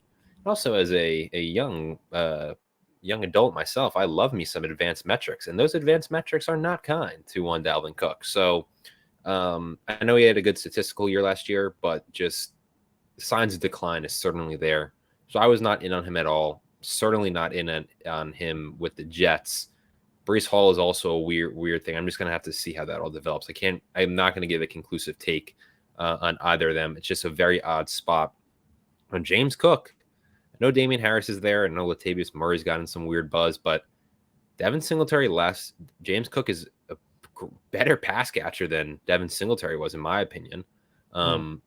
I think he has a chance to kind of – he's grown on me, I'll say that, over the last month. As someone who I was like, yeah, I think he's a solid pick. I think he's a little bit undervalued. We always talk about it. We're always trying to hunt out, well, who's going to be that third kind of fantasy star, if there is one, behind Allen and Diggs in that Bills offense. Obviously, Gabe Davis got the buzz last year. Why can't that be James Cook out of the backfield? Yeah. I think, I'm taking him confidently above Dalvin Cook, and I expect – with the training camp buzz that he's already been receiving, that I think his ADP gets pushed up into the early 7 and sometimes even the 6th round by Vegas drafts. And I think, too, when we talk about these pros versus Joes, we only have 2 more after this. I have not looked at the slow one, so I don't know what's going on there. But I got to believe that James Cook, and not even just in pros versus Joes, but the Fantasy Pro Championship, the best ball tournament that we have going on, Superflex, like James Cook is going to continue to rise up towards over his brother. So now is the time to cash in on James Cook. 9th round is in the books. Isaiah Pacheco to John Paulsen from 4 for 4. The aforementioned Dalvin Cook 902 selection for Danny Mueller. Trio of quarterbacks here. Actually, this was the round that the most quarterbacks went off the board. Anthony Richardson to Doug Orth, the backup Kirk Cousins. Tua Tagovailoa goes to Tyler Holder here tonight at the 904. No Tyreek Hill, no Jalen Waddle on that team. Interesting. Dak Prescott will be backing up Geno Smith for Mauricio Gutierrez. Zay Flowers off the board. Another good pick for Barr and Jackson there at the 906. Samaje Perine is the number 3 running back drafted by Patrick and McDowell, followed by Tyler Higbee, the first tight end that Gary Kerr has drafted tonight. Zach Charbonnet and A.J. Dillon to the GOAT District and Gary Knight, respectively. Daniel Jones backing up Joe Burrow for Jim Coventry at the 911 pick. And then Chig Okonkwo, the second tight end drafted by the Killer Clowns. That's Brian Covert. He is the first team to go with 2 tight ends tonight after he said he wanted to go with 1 in the 6th, didn't see any value there. He finds 1 in the 7th and David Njoku, and now he gets Chig Okonkwo in the 9th. Okay, Zach Charbonnet, let's talk about him here. When we looked at the news today, by the way, Zach Charbonnet to the GOAT District tonight. That's the defending champs. So you really can't. I'm not going to criticize any of their picks because who am I to criticize when they are defending the belt from last year? But the Charbonnet pick, I think, is interesting here. So as we look at the news on him, this according to Adam Schefter from ESPN, Charbonnet is out indefinitely with a shoulder injury. Again, DJ Dallas, Kenny McIntosh, we would think are going to be the top running backs in there until these guys, or at least one of them, gets healthy. Pete Carroll, while it made it sound like Kenneth Walker could be out a decent amount of time, Charbonnet might actually have the longer timeline, according to Pete Carroll. And Pete Carroll is like, my God, you could be half dead or just got hit by 3 buses. And they'll say, oh, we love the progress he's making. We're hoping to have him available on Sunday. So if anytime he is negative or just kind of lukewarm on a player injury, bells are going off in my head. It's red flags all over the place. He's a rookie as well, which we have to take into account. But so this is interesting here. Charbonnet, as I look at the Mojo of where he normally goes prior to this announcement, which honestly came out probably about an hour or so before we went on the air tonight, he was going at the 908 running back 35. He actually doesn't fall that much tonight. 909 running back 34. Should he have fallen further? Did the GOAT District overdraft Charbonnet, or are we making too much of these injury, Aidan? The Seahawks sign Alex Collins. If he's not already on the roster, tweet is going to hit different. Did they really, or are you just making a joke? No, I just think it would be funny. It's anytime a Seahawks. And then, no, I tell you, the first, you know who comes to my mind first? Marshawn Lynch on a plane to Seattle right now. I'm sure he could be fine. I'm surprised he didn't drop more because I think you summarized it beautifully. It's just, as you said, Pete Carroll's holds his cards very close to the chest. It's just pretty, like, indefinitely is a scary word. And beyond, even if he is maybe ready for early on in the season, he's a rookie, right? It's going to take some ramp up period. He's missing out on valuable training camp time. I think he should have dropped more. I can understand. I mean, to be honest, Balky, if you just flip their picks and it's A-Chain right there and Charbonnet in the 10th, you probably just feel a little bit better about yourself just with even just a little drop. But no, I just don't like it. That's awful analysis by me. I don't like the situation. I don't like the Walker value because there's just the reports are it might be minor. It's a little just more reassuring to me. The Charbonnet, as you said, just it doesn't seem good. And it was such a very random, just a Sunday night news drop out of nowhere. It's like, yeah, the Seahawks are missing not 1, but 2 running backs for an extended time, just out of nowhere. And fantasy owners are like, what? But yeah, I'm surprised he didn't drop more. Rich Bill, just chiming in too. This is the elephant in the room. I remember drafting Sean Alexander. That's another good one. You know, as far as Kurt Warner, if you want to take it back about 15 years prior to that, that's another. Someone said one. Chris Carson. Chris Carson. Oh, that's another. Chat, that's not me. Chris Carson. That's classic. A great name. Who said the Chris Carson? We got to give him credit on that one. Chris Carson. I can scroll up. It was a while. I think it was during our Walker conversation. Oh God, it was that long ago. Well, I feel bad that we missed out on that. But yeah, Chris Carson is a great pull. Another great pull for us. We're going to go out to him right now. Our next guest here on the High Stakes Fantasy Football Hour, drafting from the 8th spot tonight. You know, Farrell Elliott gave me a bunch of garbage that I wasn't putting out good hors d'oeuvres in the green room tonight. So the sardines are gone. We got crab toast in there. We got grilled oysters in there. We got figs in a blanket. Gary Kerr has been snacking on all of them as he thinks back on his 14 FFPC league wins tonight. And joining us for the first time in about a month or so here on the HSFF Hour, it is the incomparable Gary Kerr, drafting from the 8th spot tonight. Gary, welcome in, man. How are you guys? We're doing excellent. How are you doing? More importantly, you're about to be on the clock. And I guess we'll break this down here for the viewers while you look at what pick you're going to make. But you already have 3 running backs on your team. You already have 4 receivers. You got the stud quarterback in Lamar Jackson here in the 3rd round. You went back-to-back tight ends in the 9th and 10th. You waited on tight end until the 9th. You went back-to-back, which is what I always like if you wait on tight end here. Can you tell us a little bit about, as Patrick and McDowell are about to make their pick, can you tell us a little bit about what you're thinking here in the 11th round, sir? Well, I normally wouldn't take a second quarterback this early, especially taking Lamar Jackson as early as I did. But because I don't like a whole lot of what's here right now, I think I might wrap up a second quarterback and probably not take another one the rest of the way. Give me 1 second here. So he's got Lamar Jackson, viewers. If you can look at team 8 tonight, Lamar Jackson went off the board at the 308 tonight to Gary Kerr as his 4th quarterback. I'm looking at the board right now, and I see 3 teams have already doubled up on quarterback.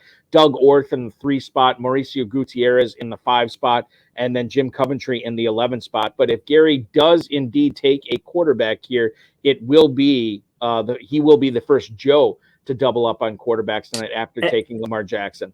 And I noticed that. And again, it's not typically what I would do, but there's somebody I'm thinking about in the 12th that I don't want to take this early. Okay. So a buddy of mine who used to be my partner, who doesn't quite do it as much with me anymore. He was on the phone with me earlier. He's usually right about his instincts, and he really thinks Aaron Rodgers is going to have a big year in New York. So we're going to go ahead and wrap up our second quarterback. One thing about this draft, Balky, that I like is just it turned out just to be very balanced so far. Absolutely. And, I feel like I've had more success when I've stayed balanced and been able to pivot, to any position. So that's kind of the way I ended up going tonight.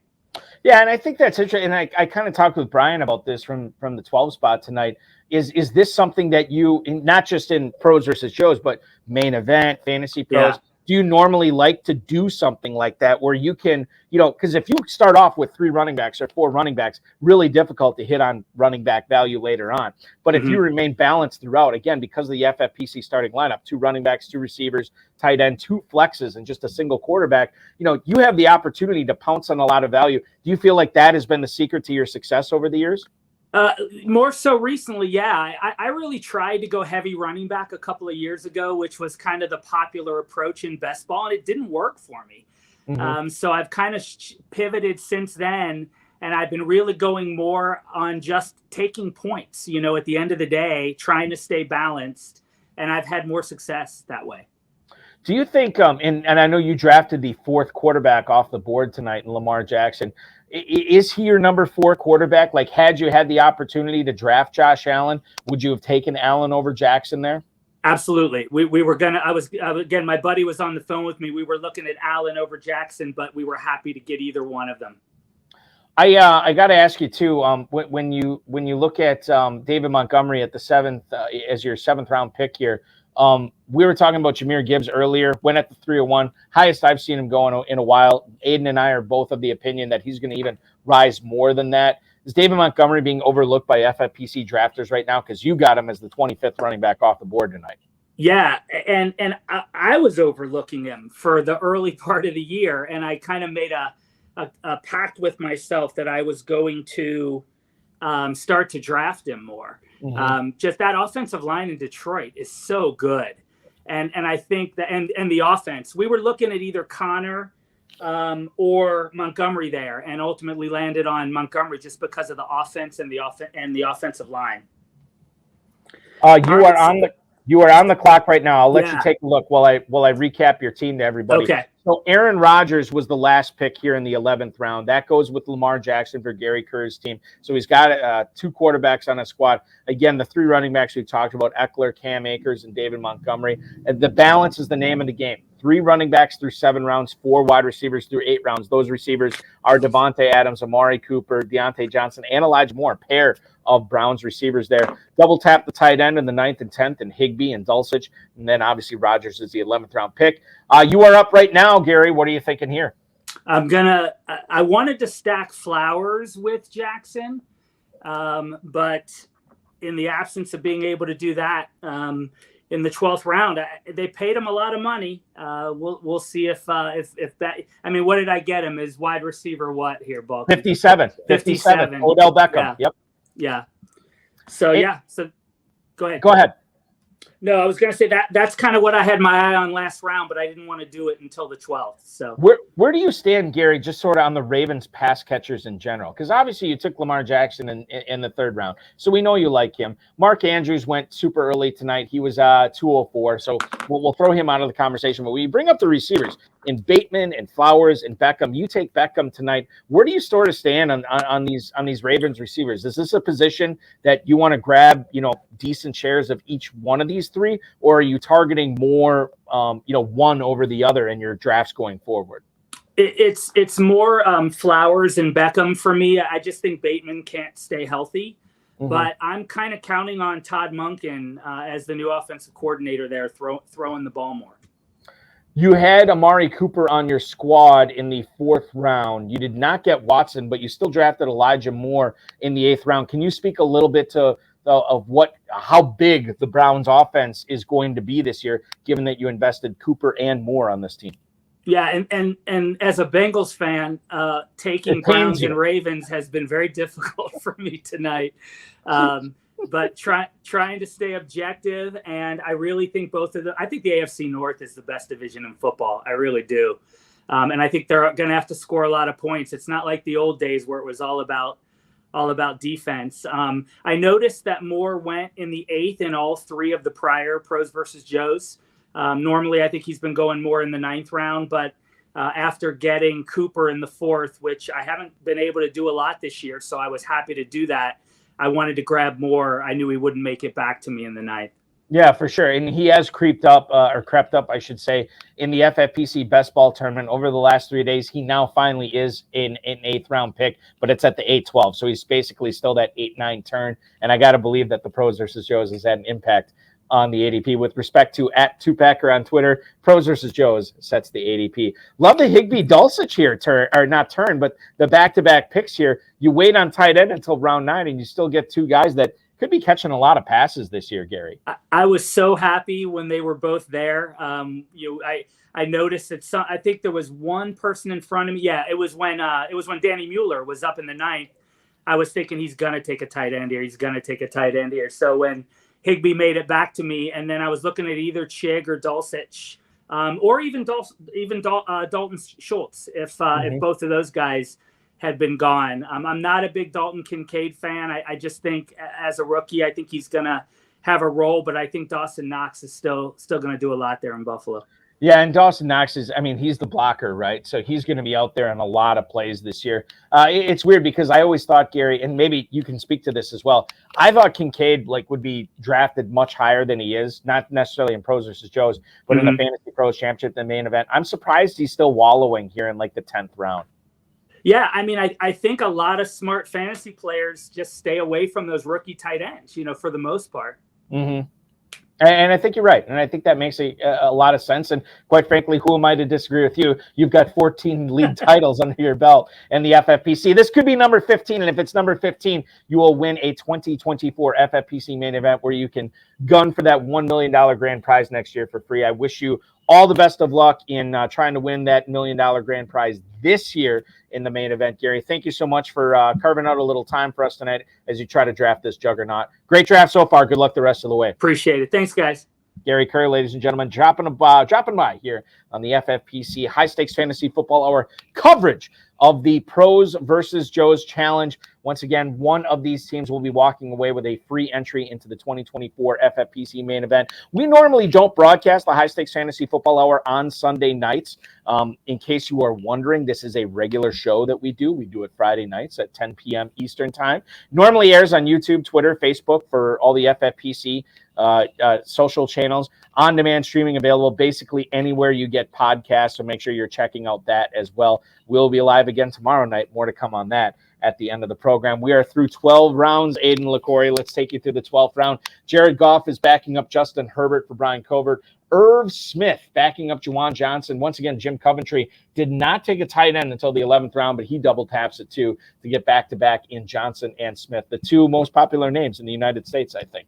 Darnell Mooney going after Jamal Williams to Gary Knight here in the 10 spot. Cole Kmet is the second tight end drafted by the GOAT District. You already heard the Beckham pick from Gary Kerr. Then you are looking at Tank Bigsby as the fourth running back drafted by Patrick and McDowell, who are about to be on the clock again. Barr and Jackson take Nico Collins in the 12th round, followed by Dawson Knox to Mauricio Gutierrez. Romeo Dobbs, the Packers receiver, is the 59th receiver drafted tonight at the 12:09. Taysom Hill will back up Darren Waller for Doug Orth. Derek Carr at the 12:11 tonight, backing up Jalen Hurts or Danny Miller. And Tyler Boyd, the fifth receiver drafted in the last 7 rounds for John Paulsen, after he went with a heavy tight end, running back, quarterback start in the first 5 rounds tonight. And I guess that's where I'll leave it here, Aidan.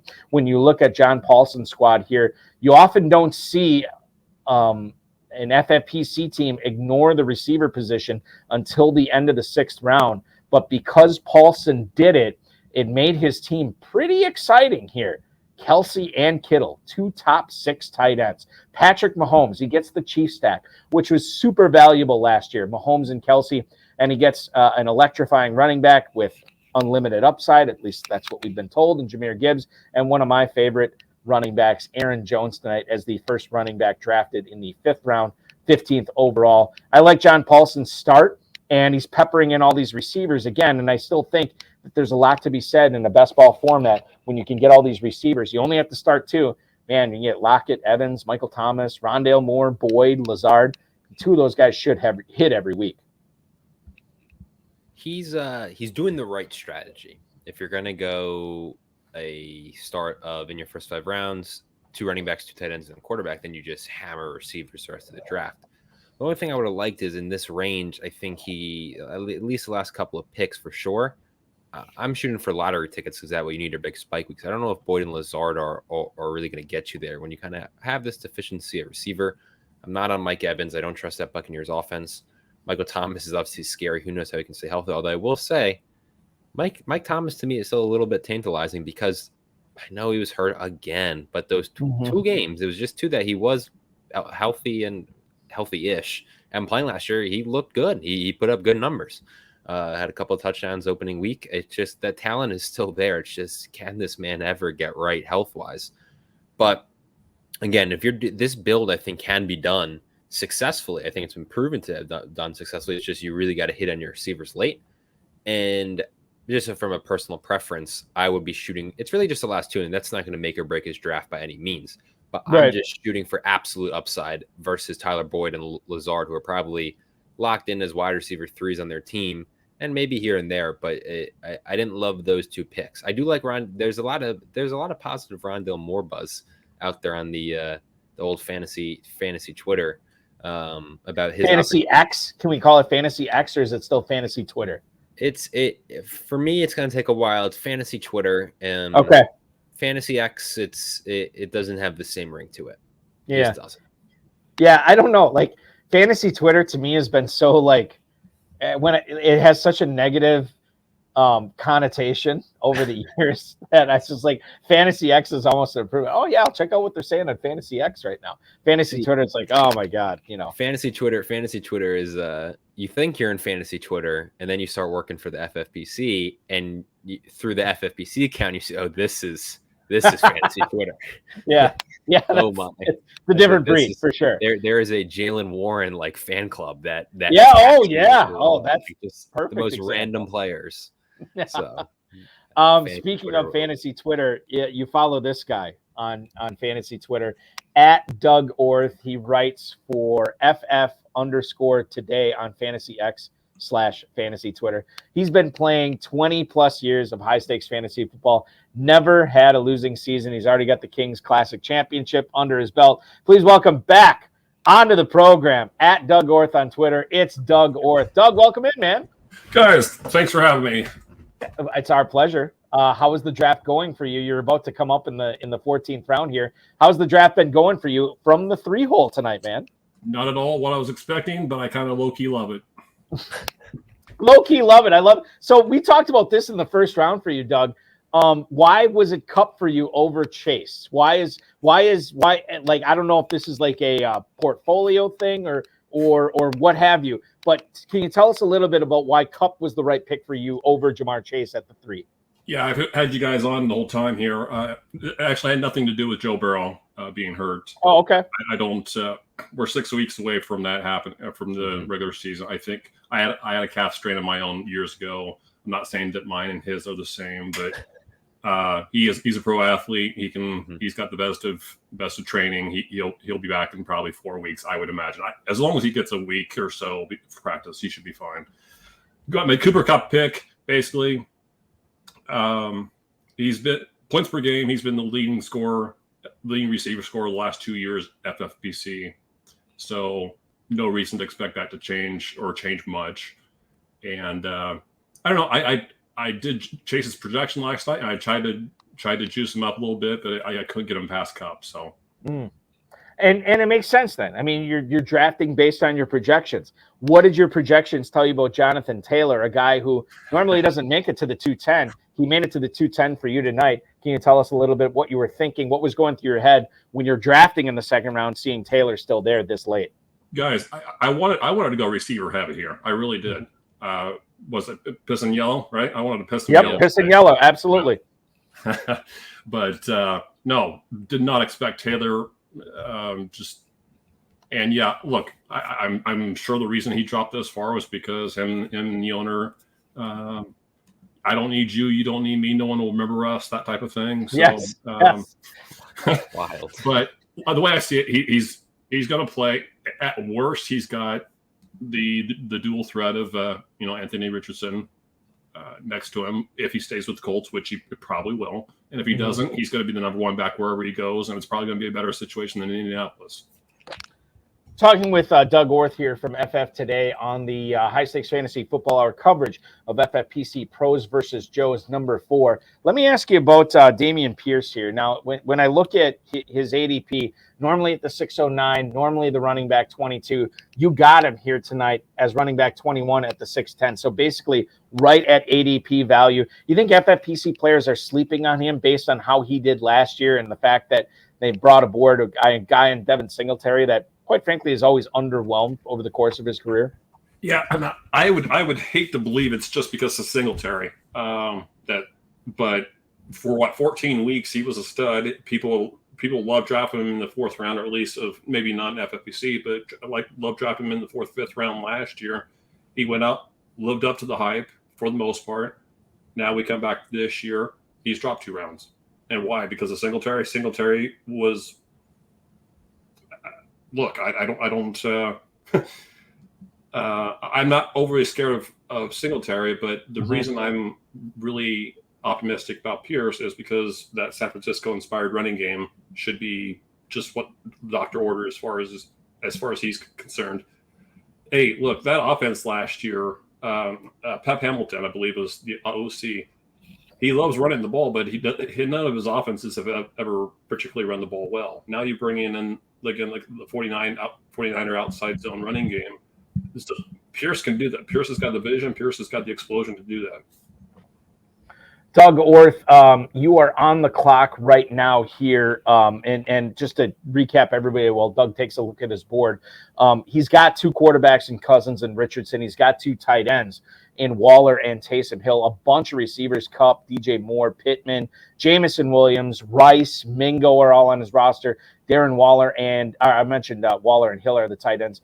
Jonathan Taylor, Ramondre Stevenson, Dameon Pierce are the 3 running backs. This will be his 14th round pick here. Doug, take us through your mind right now. What are you considering and what are you doing? Well, we were talking about Pierce. Pierce is the last time I've drafted a running back. It's about time I get back to that. I wanted to touch on the receivers too. I had to make sure Farrell and Turp would have been happy, so I made sure I went Rice to please the chief contingent, Right. And then I went Mango to make Turp happy. I'm going to go running back here, and hopefully this is the first of two. Kendre Miller. So Kendre Miller is the 52nd running back off the board at the 14-10. What can you tell us what you like about Miller, a guy who's playing in the same offense as Alvin Kamara and Jamal Williams? So, well, first, let's just assume that Kamara is going to be gone 4 to 6 weeks. But Miller is a more complete back than Jamal Williams. I'm trying to trade Jamal Williams in the one dynasty league I have him in, and to no avail, obviously. But Kendre Miller has some underrated receiving skills. I think he could end up. I'm not going to say he's going to be a problem for Kamara, but I can see where the Saints want that to be a 50-50 backfield. They've been putting too much on Kamara's plate as far as the running game here over the last couple of years. And Miller's got the explosiveness to do something with the ball. So I'm shooting for the first 4 to 6 games, but there's definitely upside for more.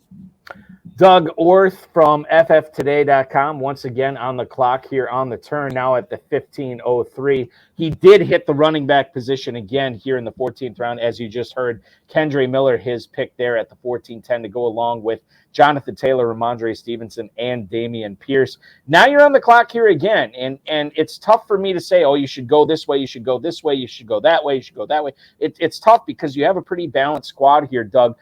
Take us through your mind right now, and how are you coming to this decision at the 15:03? Well, let me make the pick here first, and then I'll get to my logic here, okay? Jerome Ford, running back 54 tonight, 15:03. The Cleveland Browns running back, the presumed backup to Nick Chubb there, and I guess maybe that's what makes him so attractive. There is this is an injury away type guy here, Doug. Definitely. So I think the lazy analysis would tell you that this is going to be the next Kareem Hunt. I don't think he's going to be the next Kareem Hunt. What I do think is he is going to spell Chubb on third downs, and just like he said, he's the one guy away. And you look at that Browns offense. Okay, so now you got the mobile, good passing threat in Deshaun Watson. You got probably one of the top 3 offensive lines. One thing happens. Let's just say this. I think there's going to be standalone value regardless. And one thing happens to Chubb, and Chubb's missed games. He's been in the league 5 years, I believe, 6 years. I think he's missed games, multiple games in 4 of them. Yeah, so I don't want anything to happen to Chubb because I've got some Chubb in some dynasty leagues. I don't want anything to happen to him, but if something does, Ford is set up for big-time success. Doug, you also had the low-key stack here in the mid-rounds where you drafted Michael Pittman in the 7th, and then you grabbed Anthony Richardson in the 9th. Did the Pittman presence on your team affect the fact that you took Richardson over guys like Daniel Jones, Dak Prescott, Tua Tagovailoa, or was this just a happy accident? Like, hey, I like Richardson, I'm going to draft him. Oh, even better, I got Pittman on my team. Yeah, well, what I was trying to avoid was the triple Indianapolis Colts stack of Taylor, Pittman, and Richardson. Oh, and Richardson, yeah. But having said that, yeah, I wanted the safe floor that Kirk Cousins provides. He's usually top 10, top 12 just about every year, right? And let's sprinkle in some of that 800, 900 yard rushing upside with Richardson. The weeks he hits, he's going to hit big. And in the weeks that he doesn't, I've got Kirk Cousins to give me that nice little 20-point game or 22-point game. Doug, final question for you. I think that one of the more polarizing questions I've asked people over the course of the last couple of months, especially now the last couple of weeks with the NFL getting training camp underway and the Kansas City Chiefs obviously doing that. Kadarius Toney is going to be missing some time, and there are people saying, "Oh, it's the Sky Moore sophomore leap. That's what's going to happen this year. Oh, Marquez Valdes-Scantling, he's going to catch all the big plays, and Travis Kelce's going to get underneath. There's no value in the receivers here." And then there's other people saying, watch out for Rashee Rice here, the rookie, and you get him at the 11:03 tonight, 53rd wide receiver off the board. Can you tell us a little bit about your expectations for not only Rashee Rice, but what's going to take place among fantasy production for the Kansas City wideouts this year? Well, I'm going to be honest. I really was hoping that Tony was going to slip to me. Kadarius Toney was going to slip to me in the 10, 12 round range. But of course, number 2 being the good player that he is, he didn't let him slip. My thing with Rice is this. The one thing that the Chiefs don't have with MVS, with Tony, with Moore is a contested catch guy who can go up and get it. A really good guy a good receiver in the red zone. Obviously I said receiver because Kelsey's the man in the red zone, but a good good red zone wide receiver. And Rice has that special ability to play the ball in the air. So here again, I'm not counting on him for much, but if he ends up being that big slot that I think that's what they wanted when they drafted him, then we got something. You do have something. At that point, you also get a couple of exciting guys in rookies we already talked about in Kendre Miller and then Jonathan Mingo too, which I like that pick at the 13:03. Some upside there as well. A lot of upside on Doug Orth's squad, and why wouldn't there be? The guy has not lost any money in 20-plus years of playing high-stakes fantasy football. Follow him on Twitter at Doug Orth. Check out all his work at FFToday.com. Hey, congratulations on the Kings Classic Championship, Doug. We will have you back on this show, on these airwaves. Once again, I'm sure. Good luck the rest of the way, man. Appreciate it. Thank you. Doug Orth at Doug Orth on Twitter. Thanks for hanging out with us tonight, Doug. Guy who is a very talented high-stakes drafter, as a lot of these people are, if not all of them in the draft tonight. Let's get through the 15th round here. Aidan, Kyler Murray is going to be backing up Patrick Mahomes to for John Paulsen's squad at 4for4.com. Michael Gallup to Danny Mueller. Jerome Ford was the pick that Doug Orth made on the air here. One of them, Trey McBride, backing up TJ Hawkinson to Tyler Holder. Donovan Peoples-Jones off the board of wide receiver 71. Now, he's climbed up a little bit. We'll talk about him in a second at the 15:05. Then a little tight end run here. Isaiah Likely to Jason Barr and Joe Jackson. Hunter Henry off the board to Patrick and McDowell. And then Hayden Hurst to Gary Coor as his number 3 tight end. Devin Singletary is the number 6 running back drafted by the GOAT District. Remember, they did not take any running backs until round 7. Cordero Patterson off the board to Gary Knight. Michael Mayer to Jim Coventry from RotoWire. And then Brock Purdy just creeping up, 15-12. Okay, I'm going to make a horrible reference here, and it's just sort of to break the monotony. Aidan, have you ever seen the G.I. Joe retaliation movie with The Rock? Yeah. I'm intrigued where you're going because I have. Yeah. Okay, you remember the scene where him and it was the woman from Friday Night Lights. She was in the new Broken Lizard movie, Quasi. I can't think of her name. Adrian Pilecki. She was in there, and then I can't remember the guy's name, the other soldier, and they're in the well right after they got bombed. And then after they have to wait for Cobra to leave, and then they're sort of like they're pinned against each other's backs, and they're creeping up that well one step at a time to crawl out of the well. That's Brock Purdy right now. That's Brock Purdy. He's not going to be a fast riser, but he just keeps that little inkling, that little one step at a time, and he keeps moving up in drafts. Brock Purdy now entering the 15th round tonight to so the Killer Clowns. What's a better reference than that? You saw the movie. You know what I'm talking about. Yeah, That's you could have been reference. you could have pulled out like Dark Knight Rises, like Bruce No, Wayne I can't. No, I cannot do that. That's no, I can't. It's totally different because in Dark Knight Rises, all he had to do was make that one jump, and it was easy. He was out. Yeah, Purdy, but he's climbing out of the pit. He's climbing out of the pit, but he's not doing it this little incremental steps. Sure. Purdy is going out of the increment. Now, Christian Bale in Dark Knight Rises, that's more of like DJ Dallas or Kenny McIntosh after the Seattle news today. That could be a Christian Bale. No, that is Deneric Prince and Justin Ross because that's a good point. The Chiefs can keep feeding me all of those videos of them in training camp bowling out, and even though it's 99% chance it's fool's gold, I am buying every share of those two guys I can get. I can't remember who made the reference in Pro. I think it was Pros versus Joe's last week. Somebody said, Prince is in drafts this year, we're starting to treat him like we treated Isaiah Pacheco in drafts last year, where Pacheco was sort of like an afterthought. and then he gets chosen. And then when we got to Vegas, he was going a little bit higher. Mhm. But we'll see what happens with Prince. I don't know what's going to happen there. Very interesting. Michael Mayer, the third tight end drafted by Jim Coventry here from RotoWire. And I got to ask you here at the 15-11, I know he's a rookie, and I know he was the second tight end off the board in the NFL draft. I still think there's a lot to like there. And maybe the fact that Adams and Jacoby Myers are such target hogs, that's pushing him down a little bit. But, God, I think you could do a lot worse as your third tight end than Michael Mayer. I think the gap between Meyer and Kincaid should be way closer. That's just I understand, but you're looking at the draft capital. I said it before. It's just the Bills. Sometimes I just wonder is maybe they're just a kind of like a 2-horse offense in terms of fantasy purposes, right? We kind of always been waiting on someone else to break out. You hear about it, and it just hasn't happened. I know they invest in Kincaid. I think both have those common rookie tight end concerns. But Michael Mayer, I think, was the most talented tight end in college. That was draft eligible. Brock Bowers is obviously the most talented tight end, but I loved him coming out of Notre Dame. I love the fit.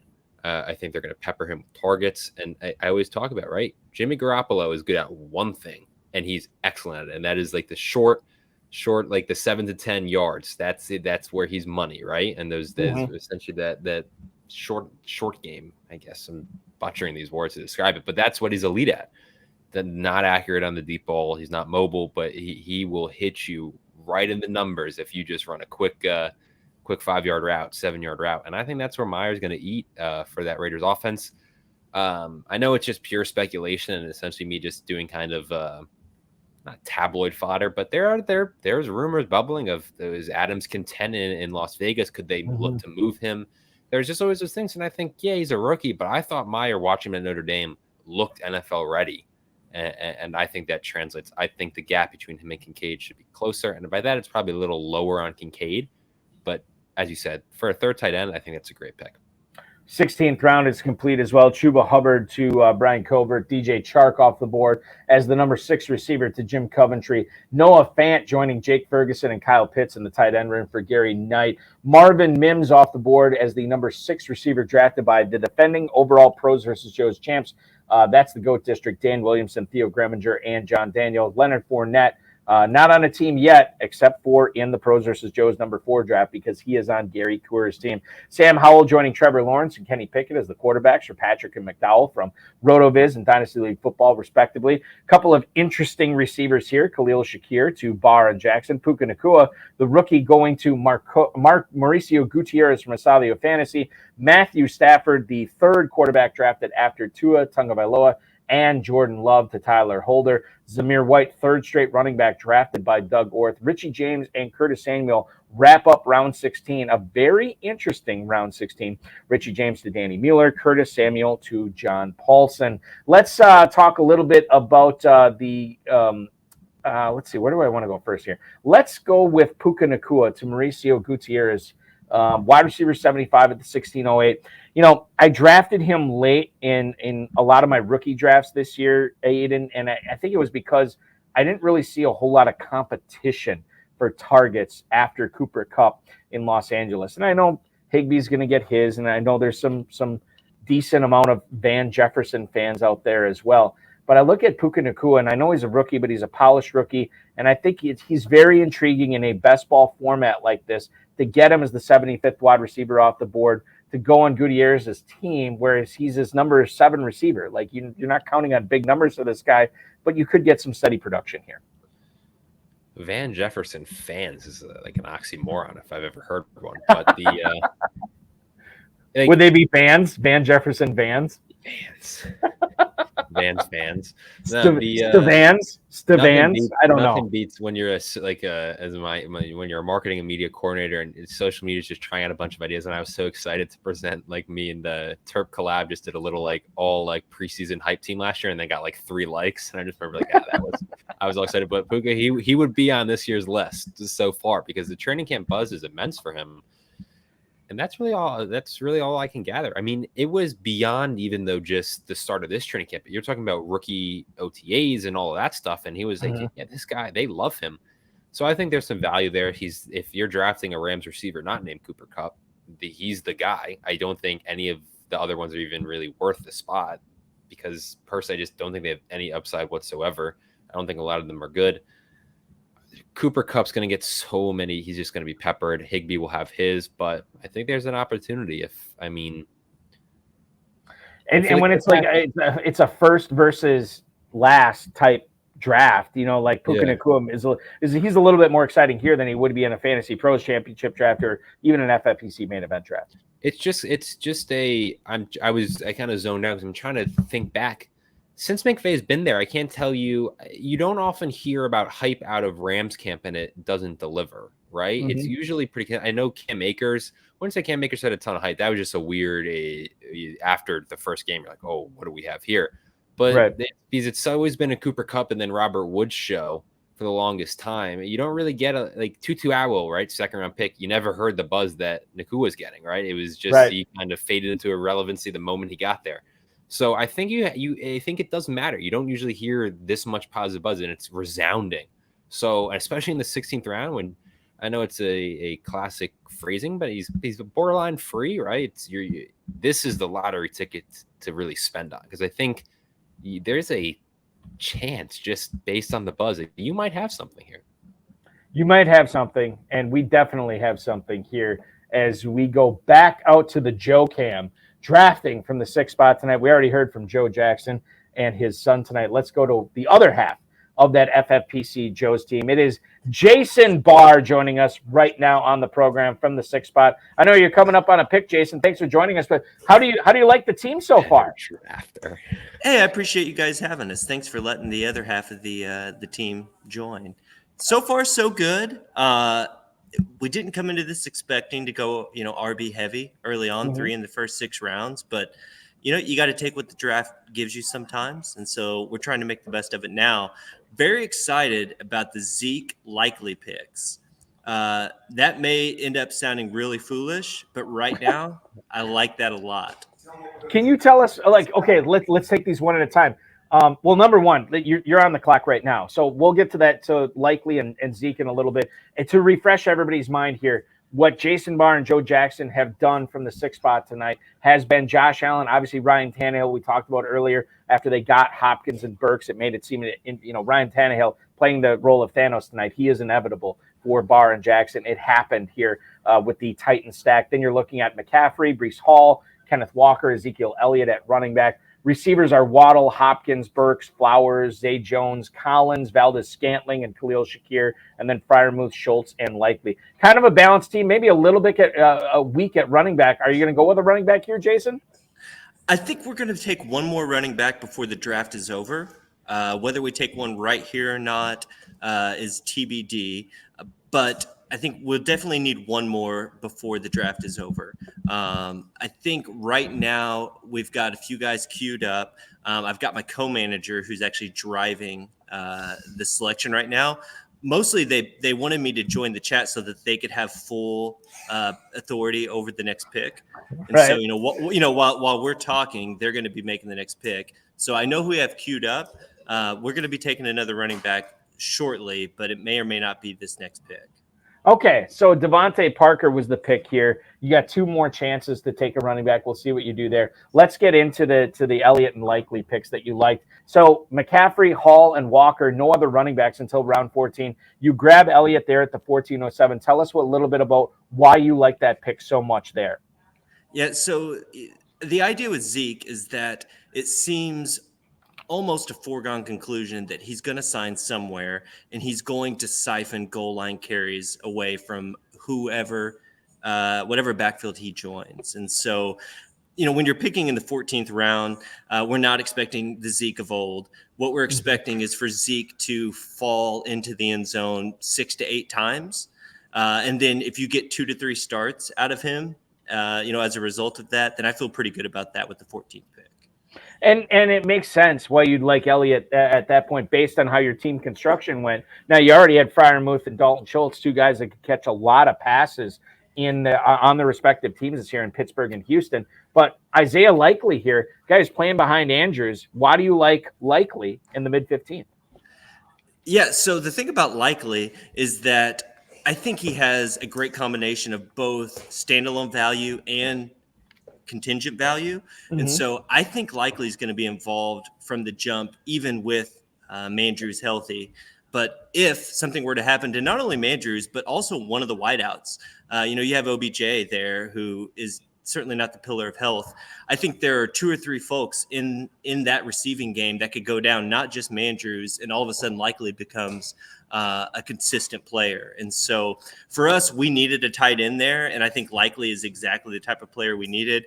Truthfully, we wanted Dalton Kincaid. We wanted Dawson Knox to pair with Josh Allen, and both those guys got sniped a little bit ahead of ADP from where we thought we could get them. So we were a little let down by missing those guys, but likely almost makes up for that. I have to ask you too, given that one of your co-managers was sporting a Josh Allen jersey earlier in the program, Khalil Shakir. Why do you guys like Shakir a lot in Buffalo to take a chance on him in the 16th round? Yeah, so Shakir was our last chance at stacking Allen in any way, shape, or form. And, Allen is the type of guy that you can run out there naked, of course, and feel okay about it. But Shakir was our last chance to stack Allen. And, obviously he didn't get a lot of run last year. But when Shakir did get on the field, 1 week specifically, he was pretty good. And so, at that stage in the draft, it has correlation, which is nice. And then also the little bit we saw of Shakir, I thought he showed pretty well. So we're just hoping, again, at that stage, you're getting 1 or 2 starts and you're feeling pretty good about it. I have to bring up the fact that you have a couple of Texans on your team in Nico Collins, and you also have Dalton Schultz, who you drafted in the 10th round. Can't really stack them anymore because Stroud's off the board. Were you guys thinking about doing like a weird late round bad football team stack there? Yeah, so it was kind of a coin flip between Tannehill and Stroud. And it was whichever one gets to us, we're okay with. We kind of see them as being interchangeable because we have 2 Titans as well. Not something we recommend necessarily. So we're flying a little closer to the sun. But it was between Stroud and Tannehill, and we just broke a little bit Tannehill's way, given that he is a veteran. We at least have some sort of tape in the NFL on Tannehill. So that's where we went. I can't tell you that I was really fist pumping that pick in, though. You don't have to fist pump all of them, just a few of them. That's all it takes. So just a few of them. That's all it takes. Speaking of fist pumps, how much are you guys fist pumping here on your last pick, your 4th tight end off the board? Logan Thomas, a guy that, a lot of stuff I've read, a lot of stuff I've heard. Seems like Logan Thomas could be a featured guy in that Washington offense there this year. Tight end 35 at the 1906, your number 4 tight end tonight. I don't. If I were you, I guess I wouldn't be loving the pick. But man, strong for Logan Thomas. It sounds like everybody's going crazy for Logan Thomas there right now, Jason. We have some excitement for Logan Thomas. That was actually my recommended pick before I sat down for the interview. So I'm pretty excited about that. Look, tight end for us, if you look at our roster, tight end needs some depth. We feel good about Muth. We feel good about likely. Honestly, Schultz was a little bit of best player available. We don't love Schultz, but I think he could be a target hog. So Logan Thomas is more or less trying to fill out some depth. He's got a lot of tape in the NFL. When he's on the field, he's been relatively effective. But, listen, we're talking about our 19th pick. And so sometimes you just got to throw Hail Marys and hope one connects. And that's what Logan Thomas is. I definitely could catch a few Hail Marys. I got to tell you, the YouTube chat, the Facebook chat, Twitter, it's been very positive about your draft tonight, especially like the first 9-10 rounds. Even after that, quite frankly, I'm seeing a lot of people, oh, nice pick, Jason. Oh, nice pick, Joe, at that point. So I think you guys have formulated a very competitive team and a team definitely capable of taking down the Pros versus Joes, at least league number 4, maybe the whole thing. You never know. But I want to thank you, Jason, for coming on tonight, sharing your knowledge with us. Good luck not only in PBJ, but in the FFPC main event and trying to win that 7-figure grand prize as well. We appreciate you, sir, my friend. Eric, thank you so much. FFPC, we love you guys, and we can't wait for the season to get started. Have a great night. You are in the same boat as us. We cannot wait. Aidan cannot wait. I cannot wait. Joe Jackson cannot wait. Jason Barr cannot wait. That was Jason Barr drafting at the 6 hole tonight. The FFPC Joe drafting with Joe Jackson tonight as we are coming up on the final round of the FFPC Pros versus Joe's League number 4 tonight. Take you through the 19th round. Justin Ross to John Paulsen from 4 for 4. Paris Campbell to Danny Miller. Michael Wilson, the rookie out of Stanford, now in Arizona, to Doug Orth. McCole Hardman, guy who was with the Chiefs a few years back. Now he is with Aaron Rodgers and the Jets in New York. Tyler Holder, the FFPC Joe, taking him there as his number 7 wide receiver. Keontae Ingram, another Cardinal here, going to Estadio Fantasies. Mauricio Gutierrez. Logan Thomas, you just heard that pick, going off the board to Barr and Jackson. Darius Slayton to Patrick and McDowell. Big running back run here. Then Kareem Hunt to Gary Coor. Malik Davis to Dan Williamson, and the GOAT District, that is John Daniel and Theo Graminger is there as well. You could check out their stream of this, by the way. I don't think they're streaming live. I think they are posting it later, so you can check out that anywhere you get podcasts, of course, at the GOAT District feed as well. Eric Gray to Gary Knight. Chase Edmonds off the board to Jim Coventry. Terrace Marshall, the final pick of the 19th round, to Brian Covert there as his number, let's see, what would it be? 7 receiver there as well. Terrace Marshall off the board. Aidan, what do you think of Terrace Marshall this year? Because I think the opportunity in Carolina is there. Bryce Young, obviously, the strapping number 1 overall pick, going to be taking the controls of the offense. I'm not a huge Thielen guy. I think Laviska Shenault, what I've read is he could be cut there, so certainly not a lot to believe in there. I know there's Chark is there, and I'm forgetting somebody else. Who's the other receiver there? Jonathan Mingo, thank you. Who I actually do like. But your thoughts on Marshall? Yeah, I mean, I love Jonathan Mingo because I'm a member of #Fantasy Twitter. Terrace Marshall, yeah, sure. Again, lottery ticket, why not? Someone's going to have to catch passes. Kind of rushing through your question because I am shocked, and I know I respect it because at the FFPC, you're getting the best players. These are pros. These are experienced Joes. They don't buy into the training camp hype, but one that I think is deserved that is shocking to me, and now this is going to be hilarious when you're like, Aidan, he went in the 15th round, but I don't think he did. Tank Dell should be getting drafted. Yeah, I think he has not been drafted yet. In the past, he was undrafted in one of these live Pros v Joes. He was one in the 19th and the 20th. Please correct me if he has been drafted, but every training, he has arguably been the most positive reports I've seen from all of the Texans reporters, all of the national reporters who have been at Texans camp. He and Stroud have a great connection. I loved him coming out of Houston. I know the size is concerning, but by every account, he has been great in training camp. The opportunities there. I just can't see Nico Collins being the guy. Tank Dell, I was expecting to slowly see a rise, even if it's not crazy, but 16th, 17th round with all this positive buzz. And I'm just shocked. And this is probably because these guys will tell you, hey, we've seen this story so many times. We buy into our eye test, our rankings, our projections, rather than a couple of training camp articles and tweets and all that. But my eye test tells you that Tank Dell was great in college, and Tank Dell has been great in training camp. I think it's just shocking to me. Well, the other thing to keep in mind with Tank Dell is allegedly, we don't know how much truth there is to this, but it's been reported by multiple outlets that CJ Stroud wanted the Texans to take Tank Dell in the draft. So obviously, if the quarterback wants him, you should probably be taking him as well. I think that that's interesting that you bring that up, and I have seen him go up. I'd have to look at the other FFPC Pros versus Joe's boards, but I feel like he has been a 20th round pick. He just goes tonight to Mauricio Gutierrez, who obviously is listening to us in South America, or I think he's in South America. I'd have to double check where Estadio Fantasy is located out of. But he takes Tank Dell at the 2008 tonight. The FFPC Pro Gutierrez grabbing Dell. So I think it's one of those things where I'm not necessarily targeting him, but I'm with you on the point of I'm surprised he is not going higher based on the hype we have seen from him in the FFPC. It's all relative. It's all relative. Exactly. Right? Yes. We're talking about a guy who, when we're talking about, it's tired. It's like at most 16th, 17th round. It's nothing crazy. It's just the idea of I really am buying into that. Of all the guys in training camp, we talked about obviously Puka Nacua.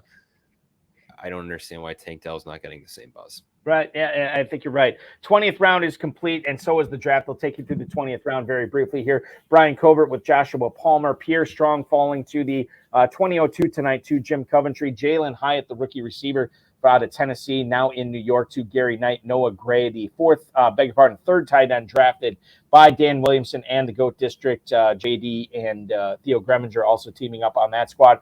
Allen Robinson to Gary Coor, Josh Downs to Patrick and McDowell, followed by Zach Moss to Jason Barr, Tank Dell to Mauricio Gutierrez from Estadio Fantasy, Robert Woods to Tyler Holder, and then you're looking at Jimmy Garoppolo, the third quarterback, to Doug Orth, Zach Ertz, the penultimate pick of tonight's draft, to Danny Miller as his number 4 tight end, and Michael Carter, the final pick tonight, to John Paulsen from 4 for 4. I thought I saw a blurb tonight that he could be the odd man out if the Jets sign Dalvin Cook. I don't know if there's any truth to that, but certainly that makes that final pick by John Paulsen all the more interesting of Michael Carter there.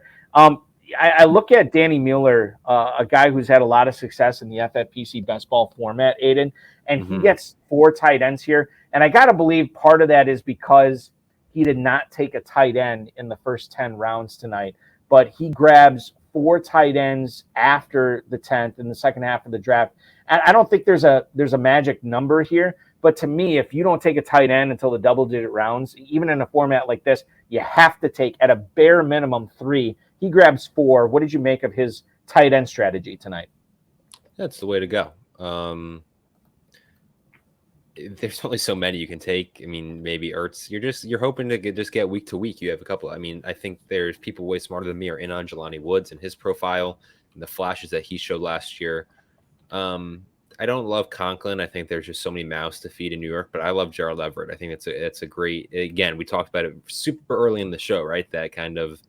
These guys are going in the 8th to like 13th round. Those tight ends is everyone has a different ranking. And Gerald Everett, again, high-powered offense. I know they drafted Quentin Johnson, but Gerald Everett is going to have some big games, just as he did last year. And Kellen Moore, obviously, look at what he did in Dallas and utilized Dalton Schultz and the rest of that tight ends.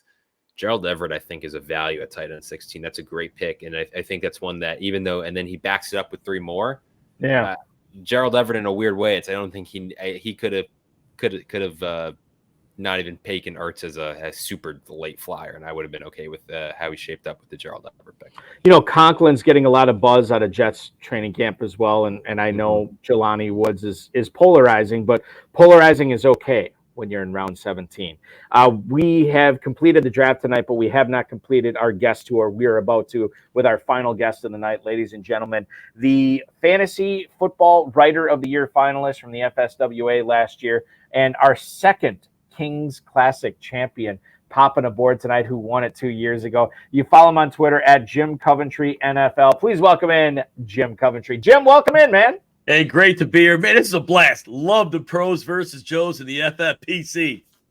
It's so much fun having you too, and I think that what's great about having you on now is we can talk about your team as a whole. You cannot add to it. This is what you're going to battle with for the entire season. You were in the 11 hole tonight. Can you tell us a little bit about what, as you stand and look at your team right now, how it turned out? What grade? Maybe you could grade your own team as well. How did this turn out to you for you tonight, Jim? I kind of expected I would punt tight end, and I know it's tight end premium. I just felt I wanted to address the other positions, and I have tight ends that I'm specifically targeting in drafts. We all make our narratives and our stories, and I believe I have a strong case for Juwan Johnson, Irv Smith. Was hoping to get Jake Ferguson as my third, and he went a little before, and so I don't really like Michael Mayer, but I wanted to have 3 bodies at tight end because, hey, if you have 3, you have none, but you got to have something for point-wise, right? So it was a strategy, but I was hoping not Gary. Nick Chubb would have been nice to have had on the roster, but it gave me access to Garrett Wilson when Chubb was taken. And it was cool to start A.J. Brown and Garrett Wilson because I feel that Garrett Wilson, he could be a 1,400-yard receiver this year, and A.J. Brown's already done that. So it was an exciting start for me, and I really wanted Mike Williams, Chris Godwin. So my receiver set, I was extremely pleased with that part. What about, Jim, the Joe Burrow pick here in the 4th round here at the 402? Obviously, no concerns for you on the calf strain, right? No, it's literally 6 weeks from the injury to the season, and it's a calf strain. And I know they're painful, and believe I've had 2 of them, and they are horrible injuries in the short term, but you recover very well from them. And certainly with the care and treatment he'll get. If it was they said torn calf, like fully torn calf, maybe we're looking at a problem. When Burrow went off on the cart and his thumb was up, these guys have injuries like this. Maybe not the specific one. It was not an issue at all. It was between Burrow and Fields for me on the clock. I definitely either one. We love Fields' upside, but I think the reckless nature of the running, we had that injury last year due to that reckless nature. And I just thought, you know what? Let me go with that real high upside quarterback that also is, calf injury aside, likely to make it through the season. What about Travis Etienne? You picked him a little bit more than a half round ahead of ADP, but I guess at that point, drafting from the 11, you want him, you got to get him there, Jim, and you went out and got him. Yeah, at that point in the draft, we're looking at the running backs on the board and what I'm willing to go with. Here's the thing with Etienne. He never caught more than 3 passes in a game last year. I don't know how Doug Peterson goes into an offseason saying, how do we not get this guy more catches? I know they want to limit his workload on the ground. I know that. He had the week 8 and 9 where he had all those carries, and then he had a little stretch in like 14 and 15, but they always cut him right back down. Then they bring in Dearness Johnson, they draft Tank Bigsby. So I know the rushing attempts aren't going to be high. I have to think they realize the weapon that he is in the passing game. And at 9.1 yards per reception, I have to think that role gets expanded. There were other running backs close, but the way they were off the board at that point, Josh Jacobs, I don't know if he's going to play. Breece Hall, I can't trust. And so by the time it came back around, Najee Harris is a player I like as well. But I think Etienne has some upside that Harris doesn't have. Talking with Jim Coventry from RotoWire. You follow him on Twitter at Jim Coventry NFL, as in National Football League. The other thing I wanted to ask you, well, not the other thing, but one of the other things I want to ask you, Chris Godwin at the 6:02 tonight. You know, Mike Evans did not go off the board until the 7:01. I'm not really going to talk with you about the disparity, but I will talk with you that you had the opportunity to draft either Buccaneers receiver. Why was Godwin the pick over Evans? So, Eric, I really love the question because the frame I'm going to give is, I think a lot of people's going to open their eyes. Baker Mayfield may not be a good quarterback, but if this game around him is on schedule, he can do that. Jarvis Landry played 3 years with him, right? Mm-hmm. Landry averaged 79 catches, 997 yards. Notice Odell Beckham couldn't do squat with him. He's on the field. Beckham, of course, is the freelancer. Now, Evans is on script, but the thing is that offensive line is very unlikely to give him time to throw downfield consistently. That's going to be a problem. But Chris Godwin, we know one thing. He will get open quickly, and he will be on schedule. Baker Mayfield will be his best friend because getting the ball out before getting hit is going to be paramount. So definitely, in last year, remember, Godwin rushed back from a December 2021 ACL injury, and he was 72nd percentile yards after the catch last year, and I don't think he was close to 100%. So I think we get the 100%. He's going to be a target monster. He's going to be their way they're going to move the chains, but with a little more oomph to it. Let me ask you this, Jim, as our final question tonight. If I pin you down between after the Juwan Johnson pick, because I know you like Juwan Johnson, but round 12 and on, did you have a favorite pick out of those final 9 picks? Irv Smith, Algier, Deontay Foreman, Michael Mayer, you had DJ Chark, Tyquan Thornton, Baker Mayfield, Edmonds, and Pierre Strong. Any of those picks standing out to you? You're like, I'm really glad I got this guy. I got to give you a 1A and a 1B here. Deontay Foreman, in my mind, I think the Bears told us everything they want us to know about Khalil Herbert. Last year, when he and David Montgomery were healthy, and Montgomery could break tackles, but he couldn't do any yardage afterwards. Yet they still gave Montgomery the heavy dose of the early down work. Herbert was a change of pace guy. Herbert should have had that job so far over Montgomery, yet they refused to give it to him. Now we get Foreman in. Foreman took over for Derrick Henry the second half of 2021. He was a beast. He took over the second half last year for Christian McCaffrey. Somewhat of a beast, but very good. Mm-hmm. I don't know how he's getting drafted as the 3rd Bears running back. And in my mind, he's the number 1. Roschon Johnson gets drafted. What do they talk about? Oh, he's a great leader. Oh, he's great at special teams. Oh, and he can block a little bit. He's a core special teamer based on what the team told us. And then Tyquan Thornton. Look, I know the Patriots' history with drafting running backs early has not been good, but Tyquan Thornton did show enough in limited opportunity last year, and Bill O'Brien comes in. Bill O'Brien had speed with Will Fuller back in the day. He'll know how to best use Thornton. They're going to use him RPO look here. It's a dart throw because he's far from a sure thing, clearly going the 17th round of a draft. But I do think there's a chance where he becomes a wide receiver 4 or 5 type guy. And at that point of a draft, I think that would be a good value too.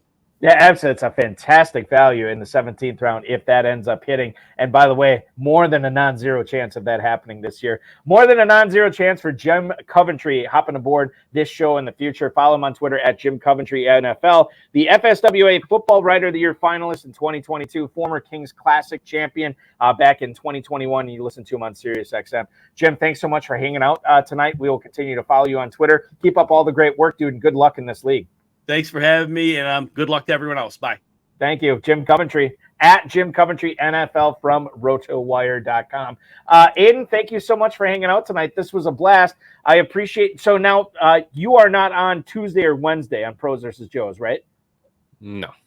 Okay. I will not be. So, unless I get called into pinch hit again, which is always possible. Yes, and listen, it was a home run tonight for you. So you never know what's going to happen. But I want to thank you for hopping on. I want to thank all our guests. My goodness, we had so many guests tonight. Always appreciate the insight from the drafters tonight. Brian Covert, Joe Jackson, Jason Barr, Gary Kuhr, Doug Orth, and of course, Jim Coventry as well. Tomorrow night, we will be back with you an hour later than we were tonight. Grace's Secret is Pros versus Joe's number 5. That goes off the board at 9 o'clock tomorrow. We will have live pick-by-pick coverage for you with myself, Farrell Elliott, and Dave Tripoli tomorrow night. The FFPC Joe is made up of several previous guests of the show: Rick Raymaker, Rob Vieira, Jay Cohen, Daniel Cups, Craig Magnuson and Tim Marks are going to be splitting a team tomorrow night. And then Raymond Mencio and Mike Lushane will also be one of the making up the final team of the FFPC Joes.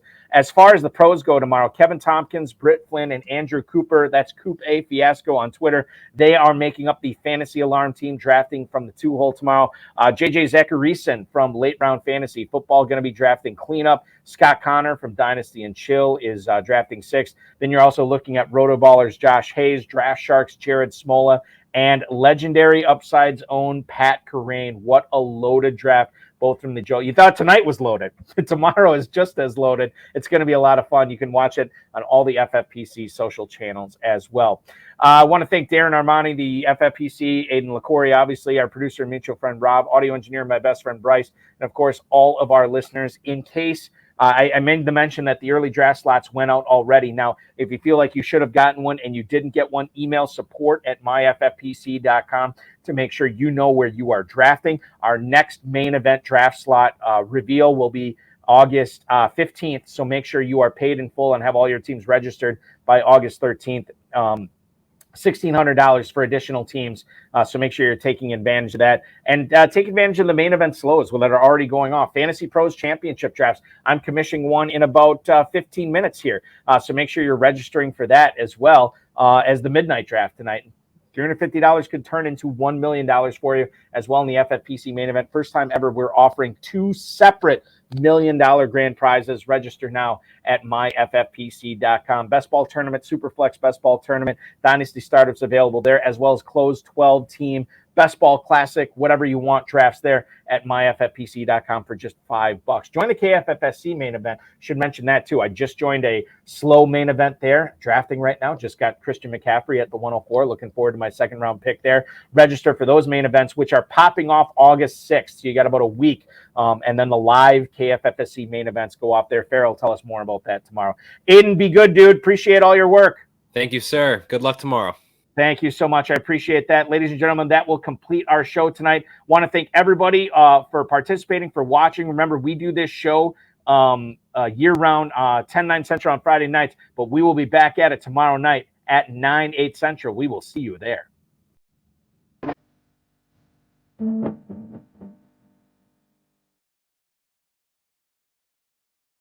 This has been another episode of the High Stakes Fantasy Football Hour presented by myffpc.com. It was broadcast live and was watched around the world. Balky and Farrell will be back next week with more analysis, more interviews, and more advice from guests much smarter than they are. Thanks for watching, and we'll talk with you again next week.